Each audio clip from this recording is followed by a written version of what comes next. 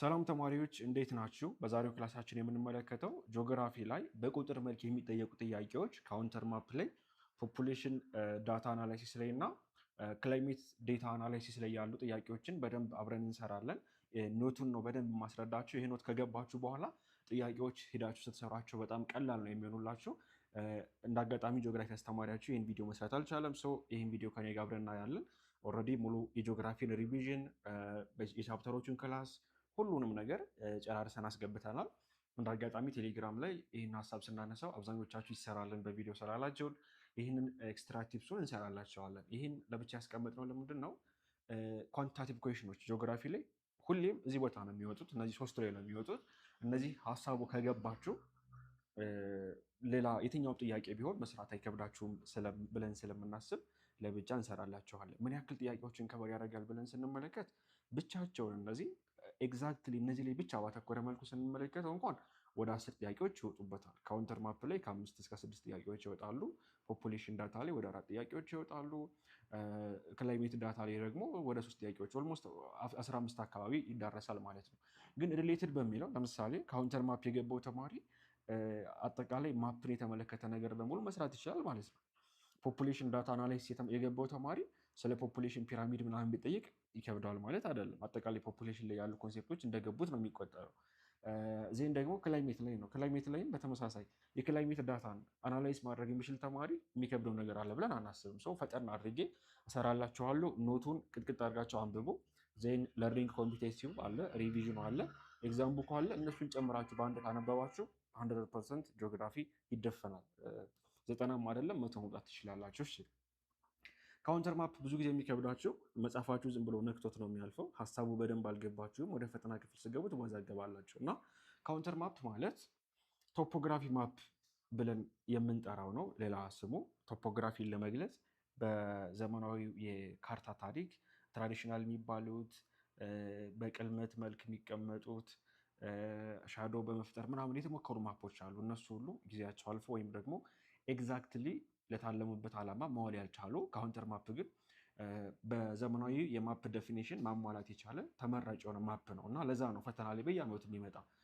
ግን ሲምፕል አድርጋችሁ ከተረዳችሁት ሀሳቡ ብዙ የሚከብድ አይደለም። ካውንተር ማፕ ማለት ካውንተር ላይኖችን በመጠቀም ወይም ላይኖችን በመጠቀም በቀላሉ እነዚህ ላይኖች ላይ ሰርክል በመስራት ስፔስ በመፍጠር ቅርጻቸውን ወደ ታችና ወደ ላይ በማድረግ ለካርታ አንባቢዎች ቶፖግራፊ ማለት የመሬት ገጽታ፣ ሸለቆ፣ ተራራ፣ ሜዳ፣ ወንዝ ምናምን እያለ የምንገልጸው ናቸው። እነሱን ማሳየት የቻለ የማፕ አይነት ካውንተር ማፕ ይባላል። ካውንተር ላይን ማለት ምን ማለት ነው? እንዳልኳችሁ ላይኖችን ይጠቀማል ብያቸዋለሁ። እነዛ ላይኖች መጠሪያቸው ካውንተር ላይን ይባላል። እሺ ካውንተር ላይን ጆይንት ፖይንት ኦፍ ኢኳል ኢሊቬሽን፣ በእኩል ኢሊቬሽን ማለት ከፍታ ማለት ነው። ስለዚህ ከመሬት ከባህር ወለል በላይ ስንሄድ ያለው ኢሊቬሽን ከፍ እያለ ነው። ወደ ታች በሄድን ቁጥር ደግሞ ከባህር ወለል ወደ ታች በሄድን ወይም ከሲ ሌቭል ወደ ታች በሄድን ቁጥር ደግሞ የኢሊቬሽናችን ምን እያለ ነው? ዲክሪዝ እያደረገ ነው የሚሄደው። በጣም ጥሩ። እነዚህ ላይኖች ላይ ልናውቃቸው የሚገቡ 6 ወይም 5 የሚደርሱ ጎልደን ሩሎች አሉ። እነማን ናቸው የሚለውን እናሳያቸዋለሁ። የመጀመሪያው ላይኖቹ በተቀራረቡና በተራራቁ ቁጥር የሚያስተላልፉት መልእክት ትርጉም አለ። ላይኖቹ በተቀራረቡ ቁጥር ስቲፕ ስሎፕ ነው የሚወክሉት። ፋር አፓርት ወይም ደግሞ ተራርቀው በተቀመጡ ቁጥር ደግሞ ጀንትል ስሎፕ ነው የሚያሳዩ። ስቲፕ ስሎፕ ማለት ተራራማ ቦታዎች፣ ቀጥ ያሉ ተራራማ ገደላማ ቦታዎችን ማሳያ ናቸው። ዋይድሊ ስፔስድ ደግሞ ላይኖቹ ደግሞ እርስ በርሳቸው ያላቸው ጋር ሰፋ ያለ ከሆነ ደግሞ ምንድን ነው የሚያሳዩ ማለት ነው? ጀንትል ስሎፕ ያሳዩናል።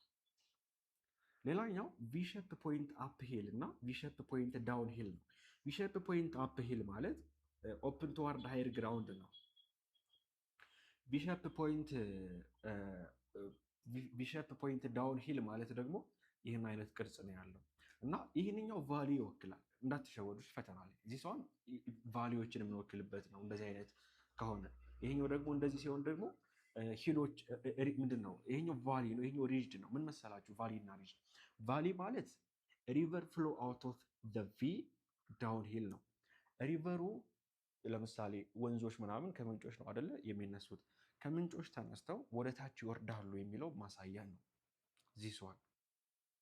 ዚስዋን ደግሞ ሪጅድ ነው። ሪጅድ ማለት ውሃው የሚከፈልበት ነው። which means ከላይ ተነስቶ ወደ ታች ወርዶ ምናምን ነገር የሚለያይበት የሚከፋፈልበትን ቦታ ማሳያ ነው።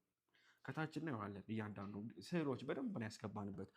ዜን ሰርክሎች ደግሞ ላይኖቹ ደግሞ ሰርክል ሰርተው ይመጣሉ። ሰርክል እየሰሩ ይመጣሉ። ሰርክል ሲሰሩ ኢሊቬሽኑ ኢንክሪዝ እያደረገ ወደ ኢንዋርድ በደንብ ተመልከቱ። ከውጭ ወደ ውስጥ በሄድን ቁጥር ኢሊቬሽኑ እየጨመረ ከመጣ ሂል ነው የተፈለገው፣ ኮረብታ ተራራ ነው። በአንጻሩ ከዚህ ወደዚህ በሄድን ቁጥር ደግሞ ኢሊቬሽኑ ከፍታው እየቀነሰ በመጣ ቁጥር ደግሞ ሊገለጽ የተፈለገው አካል ምንድን ነው ማለት ነው? ሸለቆማ ቦታ ነው ማለት ነው። ዲፕሬሽን ነው። አሁን ይችን በደንብ ያዙልኝና በስዕል ላሳያችሁ ነው። ሁሉንም እዚህ ጋር ያወራናቸውን በስዕል ተመልከቱ። ሪጅ ላይን ማለት ወንዞች የሚከፋፈሉበት ዲቫይድ የሚያደርጉበት እነሱን የሚገለጹበት ቦታ ሪጅ ላይን እናስቀምጣለን። እንዴት ነው የሚሆነው? እሱም በብሮክን ላይን እናደርግና ላይኖቹ እንዴት ናቸው? ይኸውላችሁ እዚህ ጋር ቪ ይልና ዳውን ሂል ነው የሚለው። ቪ ዳውን ሂል እንደዚህ በቃ ይህ የምታዩት የተቀመጠላችሁ ምስል ማለት ነው። ቅርጹ ይሄ ነው። ወንዞች የሚከፋፈሉበት ሪጅድ ቦታዎች ሪጅ ላይኖች እነዚህ ናቸው። በዚህ መልኩ ይቀመጣሉ በካውንተር ማፕ ሲገለጹ። ምንድን ነው እያሳየን ያለው ስትሉ፣ ከዚህ ከታች ተነስተን ስንሄድ ወደ ላይ ኤሌቬሽናችን እየጨመረ ነው የሚሄደው። ቫሌዎች ደግሞ የሚገለጹት በዚህኛው ቪ ማለት ነው። በተዘቀዘቀው ቪ ነው የሚወከሉት እና በዚህ ጊዜ ደግሞ የሚያሳዩን ከፍ ካለ ቦታ ተነስተን ዝቅ ወዳለ ቦታ እየሄድን መሆናችን ያመለክታሉ። ቁጥሮቹ ማተር ያደርጋሉ። ስለዚህ ቫሊና ሪጅ በዚህ መልኩ ነው የሚቀመጡ። ፈተና ላይ እንደዚህ ተሰጥቷችሁ ቫሊ የቱ ነው ሪጅ የቱ ነው ብትባሉ አትወዛገቡም ብዬ አስባለሁ።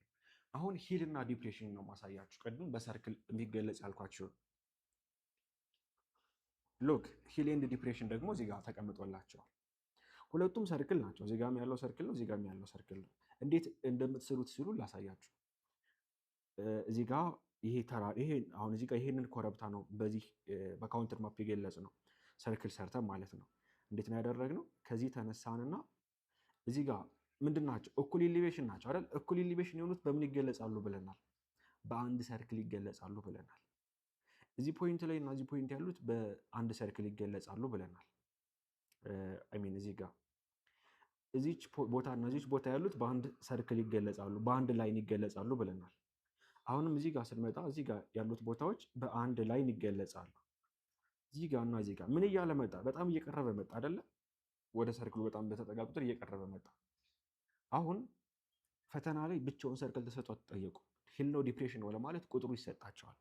ቁጥሩ እንደምታዩት ዝቅ ያለው ቦታ ኢሊቬሽኑ ትንሽ ነው አይደለ? ሪል ላይፍ ላይ ስናየው ከ60 ተነስቶ ወደ 80 እየጨመረ ሄደ። ኢሊቬሽኑ እየጨመረ ሄደ፣ ኮረብታ ስለሆነ ሂል ስለሆነ። እዚህ ጋር ደግሞ ከዚህ ጋር ይህች ፖይንት የምትወክለው 60 ነው። እዚህ ጋር ያለው ፖይንት የሚወክለው 65 ነው። ወደዚህ ሲጠጋ 70 ነው። which means ሲቀርብ ደግሞ ውስጥ ላይ 80 ነው የሚሆነው። እዚህ ጫፍ ላይ ያለው ደግሞ 80 ነው የሚሆነው። ስለዚህ ከሰርከሉ ወደ ውጭ ወደ ኢንዋርድ ስንሄድ ኢሊቬሽኑ እየጨመረ የሚሄድ ከሆነ ሂል ነው። በአንጻሩ ደግሞ ተመልከቱ፣ እዚህ ጋር ይህንን ሸለቆ ደግሞ ተመልከቱ። ከዚህ ተነስተን ከ80 ከፍ ካለ ቦታ ተነስተን ወደ ታች ነው የመጣ ነው። መጀመሪያ እኩል ፖይንት ያሉት እዚህ ጋር ያሉት ፖይንቶች በአንድ ላይን ይገለጻሉ፣ ሰርክል ሰርተን። እዚህ ጋርም ስንመጣ ሉክ በሚቀጥለው ተገለጹ። እዚህ ጋርም ስንመጣ በዚህ ተገለጹልን ማለት ነው። ሉክ እንደዚህ ገለጽ ናቸው። ከታችም በተመሳሳይ ልክ እንደዚህ ተገለጹ። ግን ቁጥራቸው ምን ይላል? 60 ማለት ይሄኛው 80 ማለት የትኛው ነው? ከላይ መጀመሪያ ላይ ያለው ይሄንኛው ማለት ነው። ቀጥሎ ያገኘነው ስንት ነው? 75። እዚህ ጋር 70 ምን እያደረገ ሄደ? ወደ ውስጥ በገባ ቁጥር ኢሊቬሽናችን ዲክሪዝ እያደረገ ሄደ፣ ከፍታችን እየቀነሰ ነው የሚለውን ማሳያ ነው ማለት ነው። እና ዲፕሬሽን እና ሂል በሰርክል በኩል ስትጠየቁ ቁጥር ይሰጣቸዋል። በዛ ነው እንድትገቡት የሚጠበቅ። ሉክ እዚህ ጋር ለምሳሌ ይሄ ዲፕሬሽን ነው፣ ሂል ነው። እዚህ ጋር ይሄ ካውንተር ማፕ እዚህ ጋር ያለው ከውጭ ወደ ውስጥ ምን አደረገ? ጨመረ ማለት መጀመሪያ ላይ ዝቅ ብሎ ተነስቶ ከዛ በኋላ ተራራው እንደዚህ አይነት ቅርጽ እየያዘ መጣ ማለት ነው። 140 155 170 እያለ ሄደ። ይሄ ማለት እንትን ነው እየጨመረ ስለሄደ ወደ ኢንዋርድ ቁጥሩ እየቀነሰ ቢሆንስ የሄደው የዛኔ ደግሞ ዲፕሬሽን ይሆን ነበር። ስለዚህ ይሄ ሂል ነው የተገለጸበት ሂል ነው። የትኛው ሂል እዚህ ጋር የምታዩት ወደዚህ ነው የተቀየረው። እሺ በጣም ጥሩ። አሁን ደግሞ ክሊፍ ነው ማሳያችሁ። ክሊፍ የሚል ነግሬያቸዋለሁ አይደለ? ክሊፍ ማለት ተራራ ነው። ሂል ኮረብታ ነው። ዊች ሚንስ ኮረብታ ማለት ማለት መሰላችሁ በግራም በቀኝም ሊመጣጠን የሚል አይነት ነገር ነው ሂል የሚባለው በብዛት። ክሊፍ ግን ገደል ነው። አንደኛው ሳይዱ በዚህ በኩል ያለው ሳይድ ከዚህኛው ሳይዱ ጋር ብዙም ባላንስ ያልሆነ እዚህ ጋርም ተመልከቱ። ይሄኛው ሳይድ እና ይሄኛው ሳይድ አሁን አንድ አይነት አይደለማ። ይሄ ማለት ከዚህ ተነሳንና ከዚህ ተነስተን እስከ በኩል ልናመጣቸው ሞከርን አይደለ? በኩል ልናመጣቸው ሞከርን። ግን አሁን በደንብ ማሳያቸው ነገር ተመልከቱ። ስዕሉ ፈተና ላይ ባለፈው ዓመት ምናምን መጥተዋል እና ብዙ ተማሪ ስቶታል። ፕሊስ አቴንሽን በደንብ ስጡኝ። ሉክ ይሄንኛው እንትን ነው ፍሎውን የጠበቀ ነው። እስከዚህ እስከ አጋማቹ ድረስ ያለውን ስታዩት እስከዚህ ድረስ ያለው እና በዚህ በኩል ያሉ ሲሳሉ የትኛው ነው ሞር ስሎፕ የሆነው? ቅድም ስለ ስሎፕ ነግራቸዋለሁ አይደል? ስሎፑ ሃርድ ስሎፕ የሆነው ወይም ስሎፑ ኢንክሪዚንግ ያደረገው ይሄኛው አካባቢ ነው አይደል? እዚህ እስከዚህ ድረስ ደህና መጣና እዚህ ጋር ሲደርስ በጣም ምን አለ መስመሩን ሳተ። ወይም ደግሞ ለምሳሌ ሪል ላይፍ ላይ አስቡት፣ ተራራ ቢሆን ብላችሁ አስቡት። በጣም ፈታኙ የተራራ ክፍል የትኛው ነው? ይሄማ ኖርማል አስቸጋሪ አይደለም። እዚህ ጋር ያለው ኢሊቬሽኑ እየጨመረ ነው፣ ግን አስቸጋሪ አይደለም። እዚህ ጋር ያለው ይሄኛው ግን ኢሊቬሽኑ እየጨመረ ነው፣ ግን በጣም ፈታኝ የሚባል ነው። which means ፈታኝ ከሆነ ስሎፑ ከባድ ነው ማለት ነው። ከዚህ እስከዚህ ድረስ ያለው ክፍል ኦልሞስት እስከዚህ ድረስ በሉት። ይችን ስንስል ምን እናደርጋታለን? ላይኖቹ ይቀራረባሉ። ላይኖቹ ይቀራረባሉ። በጣም ነው የሚቀራረቡት ላይኖቹ እንደምታዩት። ይሄ ማለት እንደዚህ አይነት ነገር ሲያጋጥማችሁ ተራራው ምን ብሏል ማለት ነው? ከኮረብታነት ወደ ገደላማነት። ገደል ማለት የሚወደቅበት ቦታ ማለት ነው። ተቀይሯል። እዚህ ጋርም ተመልከቱ ይሄን የተራራ ቅርጽ። እስኪ አሁን ወደዚህ ተራራ ጫፍ ላይ ወጡ ብትባሉ የትኛውን ነው የምትመርጡት? ይሄኛው ነው የሚቀላቸው አይደለ? ይሄ ብዙ አይከብድም። ሉክ ታዩታላችሁ ፍሎ ምን አይነት ኖርማል እንደሆነ። እዚህ ጋር ግን ቨርቲካል ሆነ which means ላይኖቹ እዛው ላይ ናቸው፣ ይደራረባሉ ማለት ነው። ተመልከቱ፣ ተደርበዋል ላይኖቹ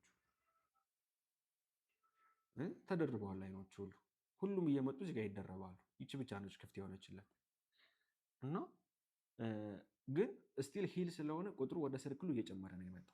እዚህ ጋርም ቁጥሩ እየጨመረ ነው የመጣው። ፈተና ላይ ይህንን ካያችሁ በኋላ ብትሄዱ አብዛኛው ነገር ግልጽ ይሆንላቸዋል በእርግጠኝነት። አሁን ግልጽ ነው አይደለ? ለማስቀመጥ የሞከርኳቸው ከላይ የገለጽኩላቸው ሀሳቦች አይጠፋችሁም። ዜን ኤግዛም ትሪክ ኦን ኤ ሪጅ the highest ground is in the middle። ሪጅ ሲሆን ወንዙ የሚካፈልበት ማለት ነው። ሃይስት ግራውንዱ ሚድል ላይ ነው ያለው።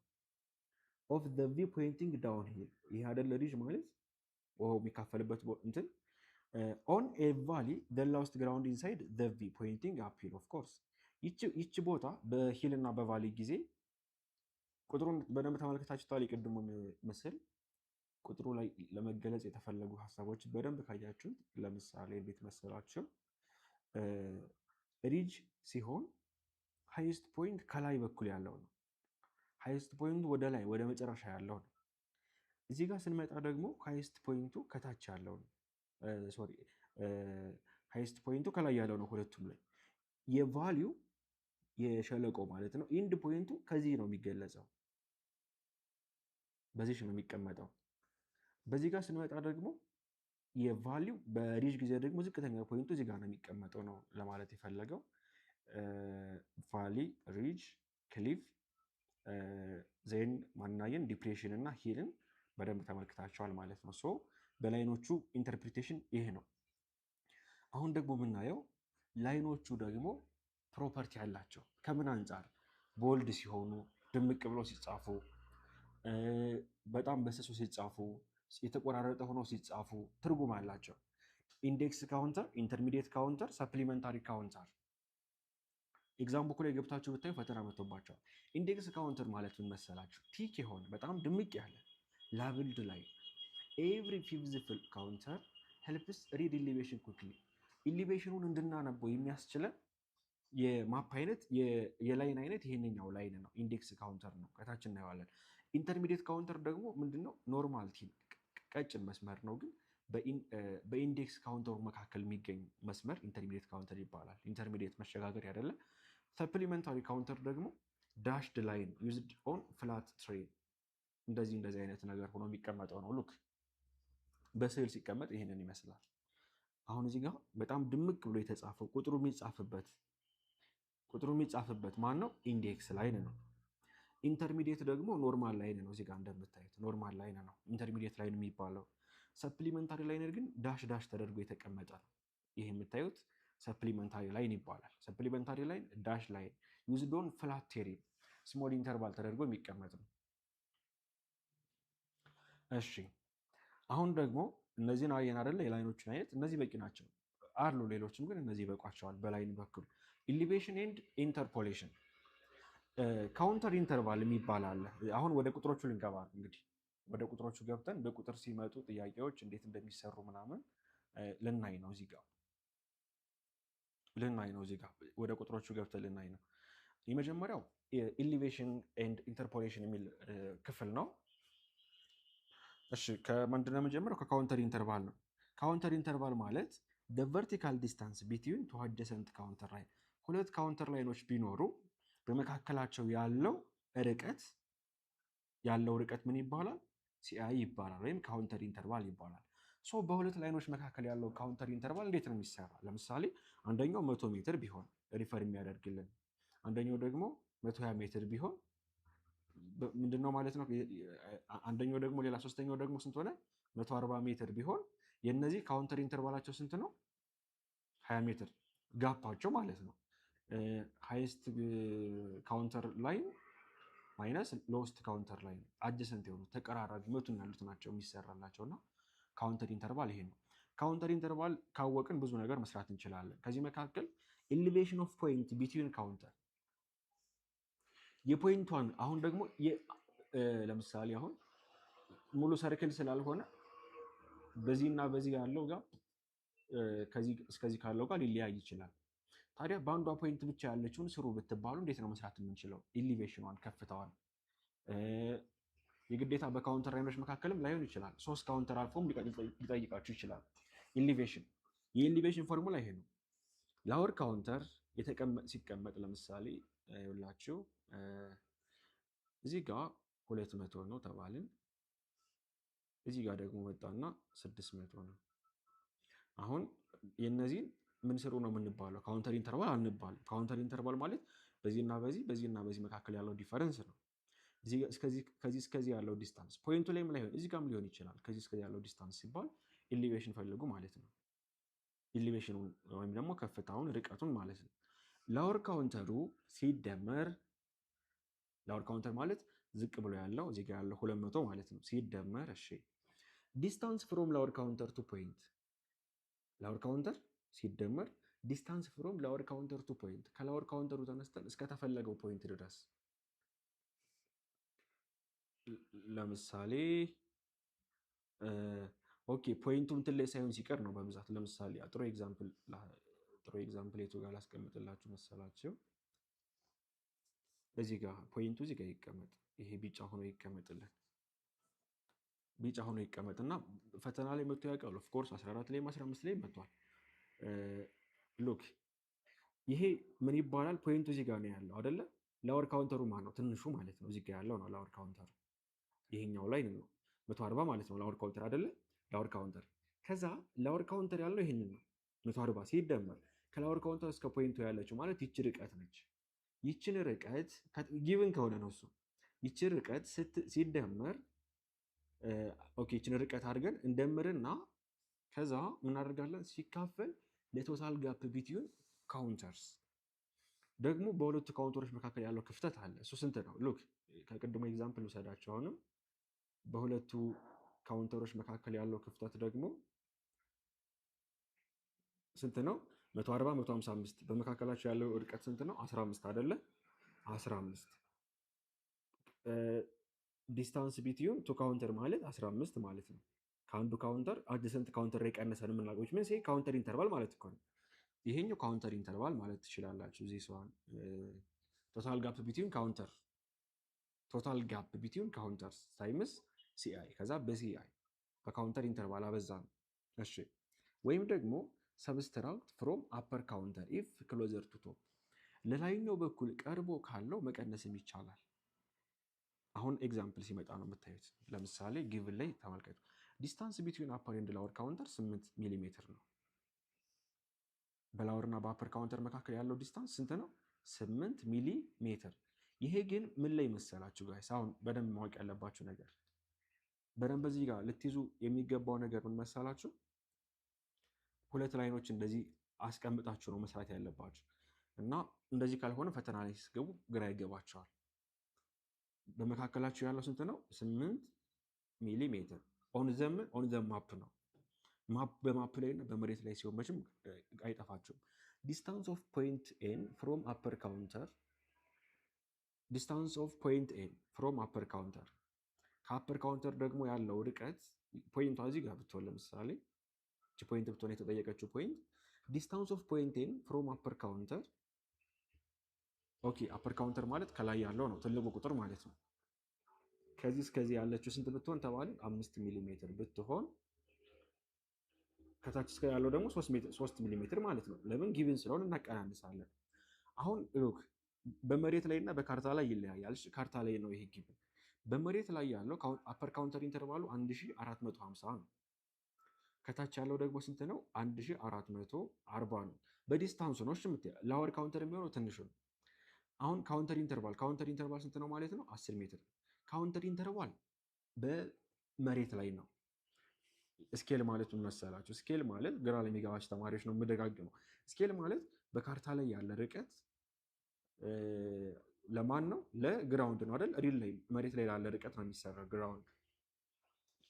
ይሄ አሁን ስለ ግራውንዱ እያወራን ከሆነ በማፕ ስናወራ በመካከል ያለችው ዲስታንስ የምትለውን ይችን ነው በማፕ ላይ የወሰድናት። ካውንተር ኢንተርቫሉ ከሆነ ግን በመሬት ላይ ነው። ይሄኛው ቶታል ጋፕ ቢትዊን ካውንተር የተባለው በካርታ ላይ ነው።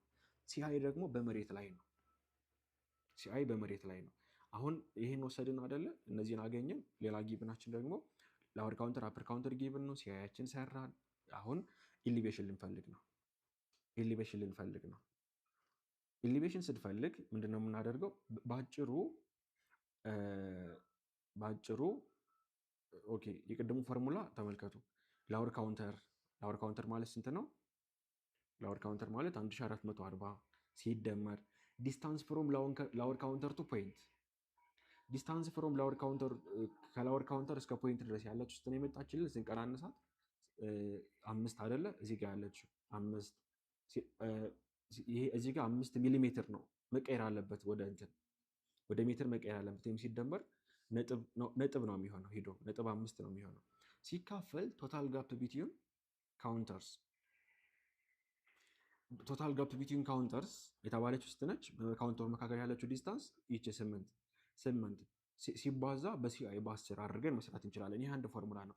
ሌላኛው ፎርሙላ ግን በቀላሉ ዝም ብለን ከአፐር ካውንተሩ ላይ ምን መቀነስ እንችላለን? ሰብስትራክት ፍሮም አፐር ካውንተር ኢፍ ክሎዘር ቱ ቶፕ። አፐር ካውንተራችን ይህ አይደለ? ከዚህ ላይ ማንን መቀነስ እንችላለን? 5 ሚሊ ሜትር ሲባዛ በ8 ሚሊ ሜትር ሲባዛ በ10 ይቺ ከሆነች ይሄኛው በአፐር ከተተካ ፎርሙላችን ላይ አፐር ካውንተር ከሆነ ፕላስ የነበረው ማይነስ ይሆናል። ማይነስ ዲስታንስ ፍሮም ላወር ካውንተር ፖይንት ይሆናል ማለት ነው። ኤግዛምፕል ነው ያለን። እሺ ከማትሪክ ጥያቄዎች ላይ ሄደ። እሺ ይሄ ፈተና ላይ የሚቀርብበት መንገድ ነው። እዚህ ጋር የምትመለከቱት የአሁኑን ሀሳብ ግልጽ ለማድረግ ያክል ነው። ለምሳሌ እዚህ ጋር አንድ ፖይንት እንስራ። እዚህ ጋር ፖይንት አለች። ይችን ፖይንት ስንት ነች ተባለ ጥያቄ። የተሰጠችን ነገር በጊቭናችን ማነች? እዚህ ጋር ያለችው ነች። አሁን ይቺ ዲስታንስ ምንድን ነች? አፐር ነች? ላወር ካውንተር ነች? እሱን እናየዋለን። ፎርሙላችን ምንድን ነው? አፐር ካውንተር ከሆነ መቀነስ ነው። ለመሆኑ ጊቭን እናወጣ ቀድመን። አፐር ካውንተር ማን ነው? ይሄ ፖይንት ላለበት አፐር ካውንተር ትልቁ ማለት ነው 30 አይደለም? አፐር ካውንተር 30 ወደ ውስጥ መሆኑ አይደለም። እሺ መጀመሪያ የተወከለው ምንድን ነው? ለመወከል የሞከርነው አካል ምንድን ነው? በዚህ ማፕ የተወከለው ይሄ ከዚህ ወደዚህ እየገባን የወከልነው አካል ምንድን ነው? በቅድሙ ትምህርታችን መሰረት ወደ ውስጥ ስንገባ የሚጨምር ከሆነ ያ ነገር ሂል ነው ማለት ነው። ሂል ነው። ይሄ የሂሉ ጫፍ ነው፣ የተራራው ጫፍ ነው። ወደ ውስጥ 50 የመጣው ማለት ነው። ሂል ነው። እሺ አፐር ካውንተራችን 30፣ ላወር ካውንተራችን ደግሞ ከዚህ ወደዚህ ያለች 20 ሜትር። ይቺ ጊቭናችን ወደዚህ 4 ሚሊ ሜትር ብትሆን 4 ሚሊ ሜትር የትኛው ነው? ዲስታንስ ከፖይንቱ እስከ ማን ያለው እስከ ላወር ካውንተሩ ድረስ ያለው ዲስታንስ በካርታ ላይ ነው 4 ሚሊ ሜትር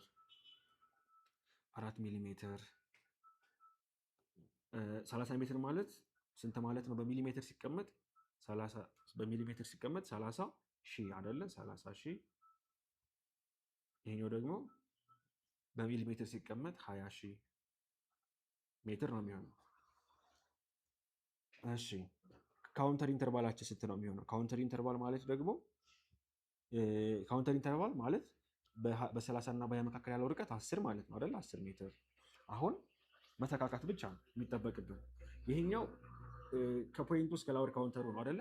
ግን ከአፐር ካውንተሩ ደግሞ ከአፐር ካውንተራችን እስከ ፖይንቱ ደግሞ ያለው ስናየው ይሄኛው 4 ከሆነ አጠቃላይ በካርታ ላይ ያለው የካውንተሮች ጋፕ ስንት ቢሆን 10 ቢሆን ስንት ነው ማለት ነው? 10 ሲቀነስ 4 6 ሚሊ ሜትር ነው ማለት ነው። በቃ አሁን ይችን ከተጠቀምን ምን ማድረግ አለብን? አፐር ካውንተር ብለን ማይነስ አድርገን መስራት አለብን። ላወር ካውንተር የምንል ከሆነ ደግሞ ይችን 4ን ተጠቅመን መስራት አለብን።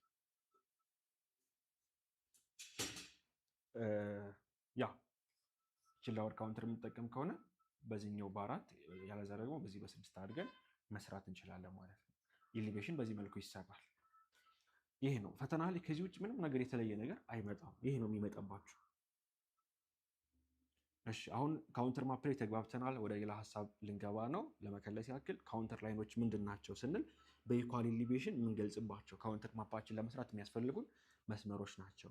ከስፔስ አንጻር፣ ከቪ ሼፕ አንጻር፣ ከሰርክል አንጻር ወደ ውስጥና ወደ ውጭ ሲሆኑ ሂል፣ ቫሊ፣ ዲፕሬሽን እያልን ክሊፍ እያልን እንደምንወክላቸው አይተናል። ኢንዴክስ፣ ኢንተርሚዲየት፣ ሳፕሊመንታሪ ካውንተር የሚባሉት የትኞቹ እንደሆኑ ተመልክተናል። በጣም ጥሩ። ኢሊቬሽን ላይ ደግሞ ኢሊቬሽን እንዴት እንደሚሰራ ካውንተር ኢንተርቫል ምን እንደሆነ በደንብ አይተናል። እዚህ ጋር ስራችሁ የሚሆነው ምንድን ነው? ከአፐር ካውንተሩ ከሆነ መቀነስ፣ ይችኛዋን መቀነስ ብቻ ነው የሚጠበቅባቸው። ይኸው እዚህ ጋር የተሰራው ከአፐር ካውንተሩ ላይ ይሄኛው ተቀነሰ። ይሄ ማለት ማለት ነው ይችኛዋ ድሮፕ እንሰራለን። ድሮፕ የሚገኘው እንዴት ነው? ከላይ ባለው ጊቭን መሰረት ድሮፕ የሚገኘው ዲስታንስ ፍሮም ላወር ካውንተር ቱ ፖይንት፣ ከላወር ካውንተሩ እስከ ፖይንቱ ያለው ዲስታንስ 5 ሚሊ ሜትሩ ከ8 ተቀንሶ። ኦኬ ከታች እንትን ብያቸዋለሁ መሰለኝ። በአፐር ካውንተር ጊዜ ከሆነ ጀስት ምንም ይቺ ብቻ ነች የምትነገር። እዚህ ጋር ፕላስ ኦር ማይነስ ፎርሙላውን ለመጻፍ ልሞክር። እንደ ፎርሙላ ብትይዙ ስለሚሻል ፕላስ ኦር ማይነስ ብዬ ለመጻፍ ልሞክር። የኢሊቬሽን ፎርሙላ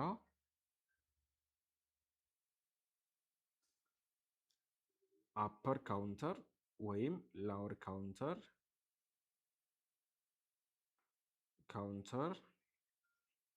ፕላስ ኦር ማይነስ ድሮፕ። በቃ እችን ያዙ ለፈተና።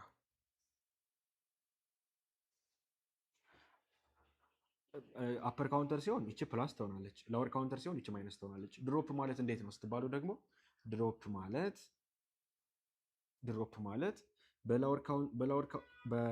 በላወር ካውንተር እና ሶሪ ፔኑ እየጻፈ አይደለም። እሺ በላወር ካውንተር እና በምን መካከል ያለው ርቀት ነው? በላወር ካውንተር እስከምን ያለው ርቀት ነው? እስከሚፈልገው ፖይንት ድረስ ያለው ርቀት እሱን እንሰራና ላወር ካውንተር ነው። ኦልዌይስ ላወር ካውንተር ማለት ትንሹ ማለት ነው። ከፍ ብሎ ስለተቀመጠ ዝቅ ስላል አይደለም። በቁጥሩ ነው የምትለዩት ላወር ካውንተር እና አፐር ካውንተሩ። ከላወር ካውንተሩ ላይ እስከ ፖይንቱ ያለው ዲስታንስ እንዳትረሱት፣ አብዞሉት ቫልዩ አድርግላችሁ። ይሄ ሲባዛ በማን በካውንተር ኢንተርቫላችን አድርገን የምናገኘው ነው። ስለዚህ ሌላ ምንም የተለየ ነገር የለውም። ኦኬ ይሄ ሲካፈል ለቶታል ጋፕ ማለት አጠቃላይ በካርታ ላይ ያለው በካውንተር ኢንተርቫሎች መካከል ያለው ርቀት ማለት ነው። ሌላኛው ደግሞ ልጨምርላችሁ የምፈልገው ነገር ይሄኛው ማፕ ላይ ነው ያለው። እዚህ ሰዋን ራሱ በማፕ ላይ ነው የምታዩት። ማፑ ላይ በሚሊሜትር ተለክቶ የሚቀመጥላችሁ ነው። እዚህ ሰዋን በሪል ነው። ይሄንኛው እሺ ሪል የሚወከለው ቦታ ኢሊቬሽኑ ነው እዚህ ሰዋን እና ይህን ያክል ሲምፕል ነው። በዚህ መልኩ መሰራት የሚችል ነው። የተለየ ነገር የለውም። ዜን እንደምታዩት ኢሊቬሽኑ ሲሰራ እዚህ ጋር ታዩታላችሁ። ይሄ ለዚህ ተሰራ፣ ይሄ መጣ፣ አለቀ። ጂኦግራፊ ኤክስትራ ቲፕስ ይቀጥላል። አሁንም በመቀጠል የምንመለከተው ደግሞ ዳይሬክሽን ኤንድ ቢሪንግ ነው። አቅጣጫ ማመልከት የሚል ፖይንት አለ። 9ኛ ክፍል ላይ ነው ይሄ ፖይንት ያለው። ዋት ኢዝ ዳይሬክሽን ኦፍ ዚ ፍሮም ፖይንት ኤክስ ነው። ከኤክስ አንጻር ሲታይ ዜድ ያለበት አቅጣጫ ምንድን ነው? ኦፍኮርስ በሰሜን በምዕራብ ነው በደቡብ ነው የሚለው መለየት ማለት ነው። ኢትዮጵያ ከጅቡቲ በየት አቅጣጫ ትገኛለች ስትባሉ ምንድን ነው የምትሉት? ኢትዮጵያ ከጅቡቲ፣ ጅቡቲ ኢትዮጵያ ዜጋ ብትሆን ጅቡቲ ዜጋ ነው ያለችው አይደለ? ጅቡቲ ከኢትዮጵያ በኩል እዚህ ጋር ማን አለ? ኢስት አለ። እዚህ ጋር ኖርዝ አለ። በኖርዝ ኢስት በኩል ይባላል። እኛስ ከጅቡቲ በየት በኩል ስል ደግሞ እዚህ ጋር ማን አለ? እዚህ ጋር ዌስት አለ። እኛ ደግሞ ከጅቡቲ በኩል በዚህ አቅጣጫ ነው የምንገኘው፣ ወደዚህ አቅጣጫ አይደለ? እዚህ ጋር ሳውዝ አለ። ስለዚህ ይሄ ክፍል የጋራ ክፍሉ ሳውዝ ዌስት ይባላል። ኢትዮጵያ ደግሞ ከሳውዝ ዌስት ትገኛለች። ይሄ ነው፣ ሌላ ምንም የተለየ ነገር የለውም። ኖርዝ የሚገለጸው ከ0 ዲግሪ እስከ 360 ዲግሪ ተብሎ ሊገለጽ ይችላል። 0 ዲግሪ ወይም 360 ዲግሪ ሊባል ይችላል። ኖርዝ ሰሜን፣ ኢስት 90 ዲግሪ ነው የሚወከለው። ሳውዝ 180 ዲግሪ፣ ዌስት 270 ዲግሪ፣ ኖርዝ ኢስት 45 ዲግሪ ይወከላል። ዳይሬክሽኖች ናቸው። ሳውዝ ኢስት ሲሆን ምናምን ሉክ 0 ዲግሪ 90 ዲግሪ የሚጀምርበት ከዚህኛው ነው፣ ከዚህ ነው የሚጀምረው። ዜን እንደምታዩት ወዴት ነው 0 ዲግሪ 360 ዲግሪ ሶሪ ወደ ኢስት ይመጣል። ይሄ ትሩ ኖርዝ እና ጂኦግራፊክ ኖርዝ የሚባል ታውቃላችሁ መቼም አይደለም? ዜን ለምን 23 ምንድነው 1/2 ዲግሪ ዘንበል የሚል ነገር አለው። ትሩ ኖርዙ ከጂኦግራፊክ ኖርዙ የሚለይበት። ኢስት ላይ ስንመጣ 90 ዲግሪ 270 ዲግሪ 270 ዲግሪ ልክ ነኝ። ሶሪ 180 ዲግሪ 270 ዲግሪ ማለት ነው። ይሄው እዚህ ጋር እንደምትመለከቱት በመካከል ያለው ደግሞ የነዚህ ግማሽ ነው የሚሆነው። የነዚህ ግማሽ ይሄ የ90 ዲግሪ ግማሽ 45 ዲግሪ አይደለም እያለ ሄዳል። ይሄኛው ደግሞ የ45 ዲግሪ ግማሽ አሁን 23 22 1/2 ዲግሪ እያለ ሄዳል ማለት ነው። ይሄ ነው። ይህንን ብትይዙ አሪፍ ነው። ሜቢ አቅጣጫ ስትጠየቁ ምናምን በዲግሪ ግለጹ ከተባላችሁም አንዱ የሚገኝበት አቅጣጫ በዲግሪ በቢሪንግ ማስቀመጥ ትችላላችሁ። ዜን ማፕ ስኬል ነው። ማፕ ስኬል እንዳልኳችሁ ቅድም ማፕ ስኬል ማለት ዲስታንስ ኦን ማፕ ቨርሰስ ሪል ወርልድ ነው። በማፕ ስናስቀምጥ በስኬል መሰራት አለበት፣ ያለዛ በትክክል ሪል ላይ ያለውን ዓለም ሊገልጽልን ስለማይችል ነው። ይሄው እዚህ ጋር ኦኬ ፊልድ ዲስታንስ ፈልጉ ብትባሉ እንዴት ነው የምትሰሩ ምናምን የሚሉ ሀሳቦች አሉ። እንያቸው። የመጀመሪያው ከማፕ ስኬል አንጻር ማፕ ስኬልን ሊነር ስኬል እና ኤሪያል ስኬል ብለን እንመለከተዋለን። ሊነር ስኬል ማለት ከመሬት ላይ ያለውን ርቀት ከካርታ ላይ ባለው ርቀት አንጻር የምንገልጽበት ነው። ስኩዌር ስናደርገው ሁለቱም ስኩዌር ይሆናል። ይሄኛው አንድ ከሆነ አንድ ወደ ምንም ስኩዌር አይሆንም፣ አንድ ራሱ ነው። ይሄኛው ግን እጥፍ ይሆናል። 50 እጥፍ ይሆንና ይበዛል ማለት ነው። እንደዚህ አካባቢ መሰለኝ ይመጣው። ልክ እንደዚህ የሚሆንበት ኤሪያል ስኬል ይባላል። ስኩዌር ማድረግ ነው፣ ሌላ የተለየ ነገር የለውም። ሊኒየር ስኬል ደግሞ አንደር ራዲካል ማስገባት ጊቭናችን ኤሪያል ስኬል ከሆነ እና ሲቀመጥ ኤሪያ ይሆናል። ሴንቲሜትር የነበረው ሴንቲሜትር ስኩዌር ይሆናል ማለት ነው። ሌላኛው በቁጥር የምታውቁት የሚገባችሁ ነገር ኮንቨርቲንግ ማፕ ዲስታንስ ቱ ፊልድ ዲስታንስ፣ ካርታው ላይ ያለውን ርቀት ወደ ፊልድ ወይም ወደ ሪል ላይፍ ርቀት ለመቀየር ከፈለጋችሁ ፎርሙላ አለ። ፊልድ ዲስታንስ ኪሎ ሜትር ነው የሚቀመጠው አይደለ? ማፕ ዲስታንስ በሴንቲሜትር ከሆነ የተቀመጠው ካርታው ርቀት ሲባዛ በስኬል ዲኖሚኔተር። ስኬሉ ላይ ዲኖሚኔተር አለው። which means ስኬል ዲኖሚኔተር ማለት የትኛው መሰላቸው? ማፑ ላይ ያለው የምኑ ርቀት ማፕ ላይ ያለው ይሄ ስኬል ዲኖሚኔተር ማለት የትኛው መሰላቸው? ዚስ ዋን ማለት ነው። ለምሳሌ እዚህ ጋር ብናየው ዚስ ዋን ይሄ ይመጣና እዚህ ጋር ይገባል። ዜን ሲካፈል ለ100 ሺህ ለምን 100 ሺህ ሴንቲሜትር ስለሆነ፣ ሚሊሜትር ቢሆንስ 1 ሚሊዮን ይሆናል። 1 ሚሊዮን ይሆናል። ሉክ ማፕ ዲስታንስ ቢትዊን ፒ ኤንድ ደብሊው ፈልጉ ተብለን ተጠየቀ። 10 ሴንቲሜትር ምንድነው? ማፕ ዲስታንስ ነው። 10 ሴንቲሜትር ፈልጉ የተባለው ፊልድ ዲስታንስ ነው፣ ወይም መሬት ላይ ያለው ርቀት ማለት ነው። ስኬላችን ይሄ ነው። ዲኖሚኔተር የተባለው እዚህ ጋር ያለው 100,000 ነው። ዜን ተካን በፎርሙላ ሚሊሜትር ቢሆን ይሄ ለ1 ሚሊዮን ነው የሚካፈለው እንዳልኳችሁ። ዜን በኪሎ ሜትር እናስቀምጣለን። ኤሪያል ስኬል ቅድም ያልኳችሁ ነው። ይሄኛው ደግሞ ኤሪያ ኦን ማፕ ቨርሰስ ኤሪያ ኦን ግራውንድ። ስኬሉን ስኩዌር ማድረግ ነው። ምንም የተለየ ነገር የለውም። ስኩዌር ማድረግ ነው። ቦት ሳይድ ስኩዌር አድርጎ ስናስቀምጥ ስኩዌር አድርጎ ማስቀመጥ ነው። እዚህ ጋር ልታውቁ የሚገባችሁ 1 ሜትር ስንት ሴንቲሜትር ነው ስትባሉ 100 ሴንቲሜትር ነው አይደለ? 1 ሜትር ስንት ሚሊሜትር ነው ስትባሉ 1000 ሚሊሜትር ነው።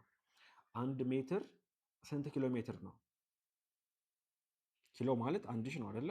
1000 0.001 ኪሎ ሜትር ነው። እነዚህ ነገሮች ካወቃቸው ስኩዌር ሲሆኑ አይከብዷችሁ። ለምሳሌ ስኩዌር ሲሆን ስንት ሆነ? ሁለቱም ስኩዌር ሲሆን 1 ሜትር ስኩዌር ሴንቲሜትሩን ለመግለጽ ስንት መሆን አለበት? 10,000 መሰለኝ የሚመጣው ያ 10,000 ሴንቲሜትር ስኩዌር ጋር ነው እኩል የሚሆነው። ሚሊሜትር ሲሆን 30 1 ሚሊሜትር 1 ሚሊዮን ይሆናል። 1 ሚሊዮን ይመጣል። በዚህ መልኩ ነው የምትይዙት።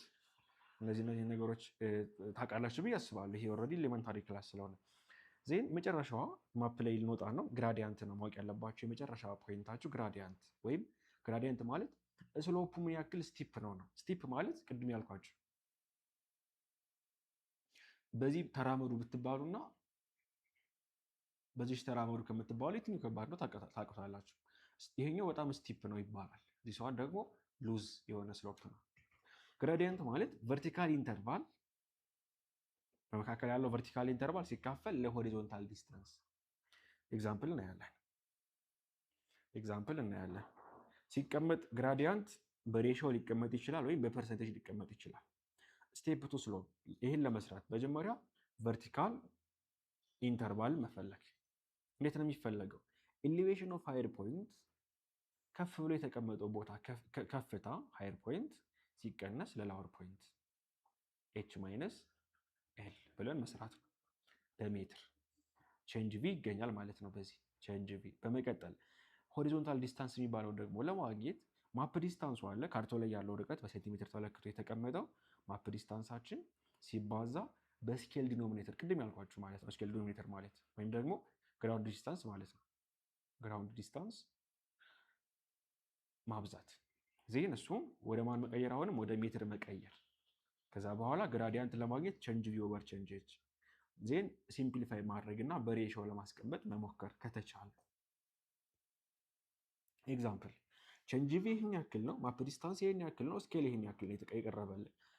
እንዲሁም እዚህ ጋር ጊቭን የተሰጠው ቼንጅ ኤችን ለማግኘት ምንድነው የምናደርገው? 8 ሲባዛ በ25,000 25,000 ማለት ግራውንድ ዲስታንስ ማለት ነው። ይሄኛው ደግሞ ማፕ ዲስታንስ ማቃለቅ ዜን ግራዲያንቱን ማካፈል ነው። ሲምፕሊፋይ ስናደርጋቸው ሲካፈል ለ300 ሲካፈል ለ300 ስናደርገው ስንት መጣለን? 1 ለ6.67። ፈተና ላይ ካልኩሌተር ይዛችሁ ስለማገቡ ብዙ ጊዜ ሲምፕሊፋይ ማድረጉ ያን ያክል ኤክስፔክት አይደረግባችሁም። ግን በቻላችሁት መጠን ለማቃለል ብትሞክሩና ሬሽዮ ቢቀመጥ፣ ሬሽዮ ደግሞ ምን ይላል? ዴሲማሉ በፐርሰንቴጅ ለመቀየር አይከብዳችሁም። ዴሲማሉ ከተገኘላችሁ ማካፈል ማለት ነው ቀጥታ። ይህንን ለዚህ አካፍላችሁት ይሄ ከመጣላችሁ በፐርሰንቴጅ እንደዚህ ይቀመጥላቸዋል። አሁን የመጨረሻ ሪቪዥን እሰጣቸዋለሁ። ሁሉንም በአንድ አድርጌ ሪቪዥን እሰጣቸዋለሁ ስለ ማፕ ማለት ነው። በቁጥር ለምሳሌ የሆነ ካውንተር ማፕ ተሳለልን።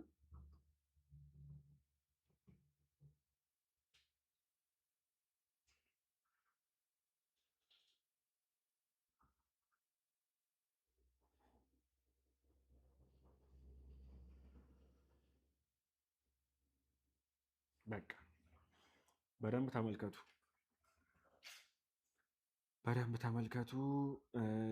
600 500 400 300 200 እያለ ይሄዳል። እሺ ይሄን እንደዚህ እያለ የሚሄድ ነው። እዚህ ጋር ፊልድ ካውንተር ኢንተርቫል እሱን ትፈልጋላችሁ ራሳችሁ። በመካከል ያለችው በካርታ ላይ ያለችው ይች ርቀት ሰጠዋችሁ። እኔ ይች ርቀት ምን ትባላለች? ማፕ ኢንተርቫል በማፕ ላይ ያለችው እሷ 10 ሚሊ ሜትር ነች።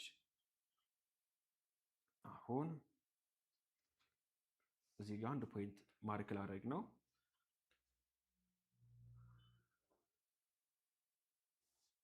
ይቺ ፖይንት ማርክ አደረግኩባት። ይቺ ፖይንት ስንት ነች ነው ጥያቄ።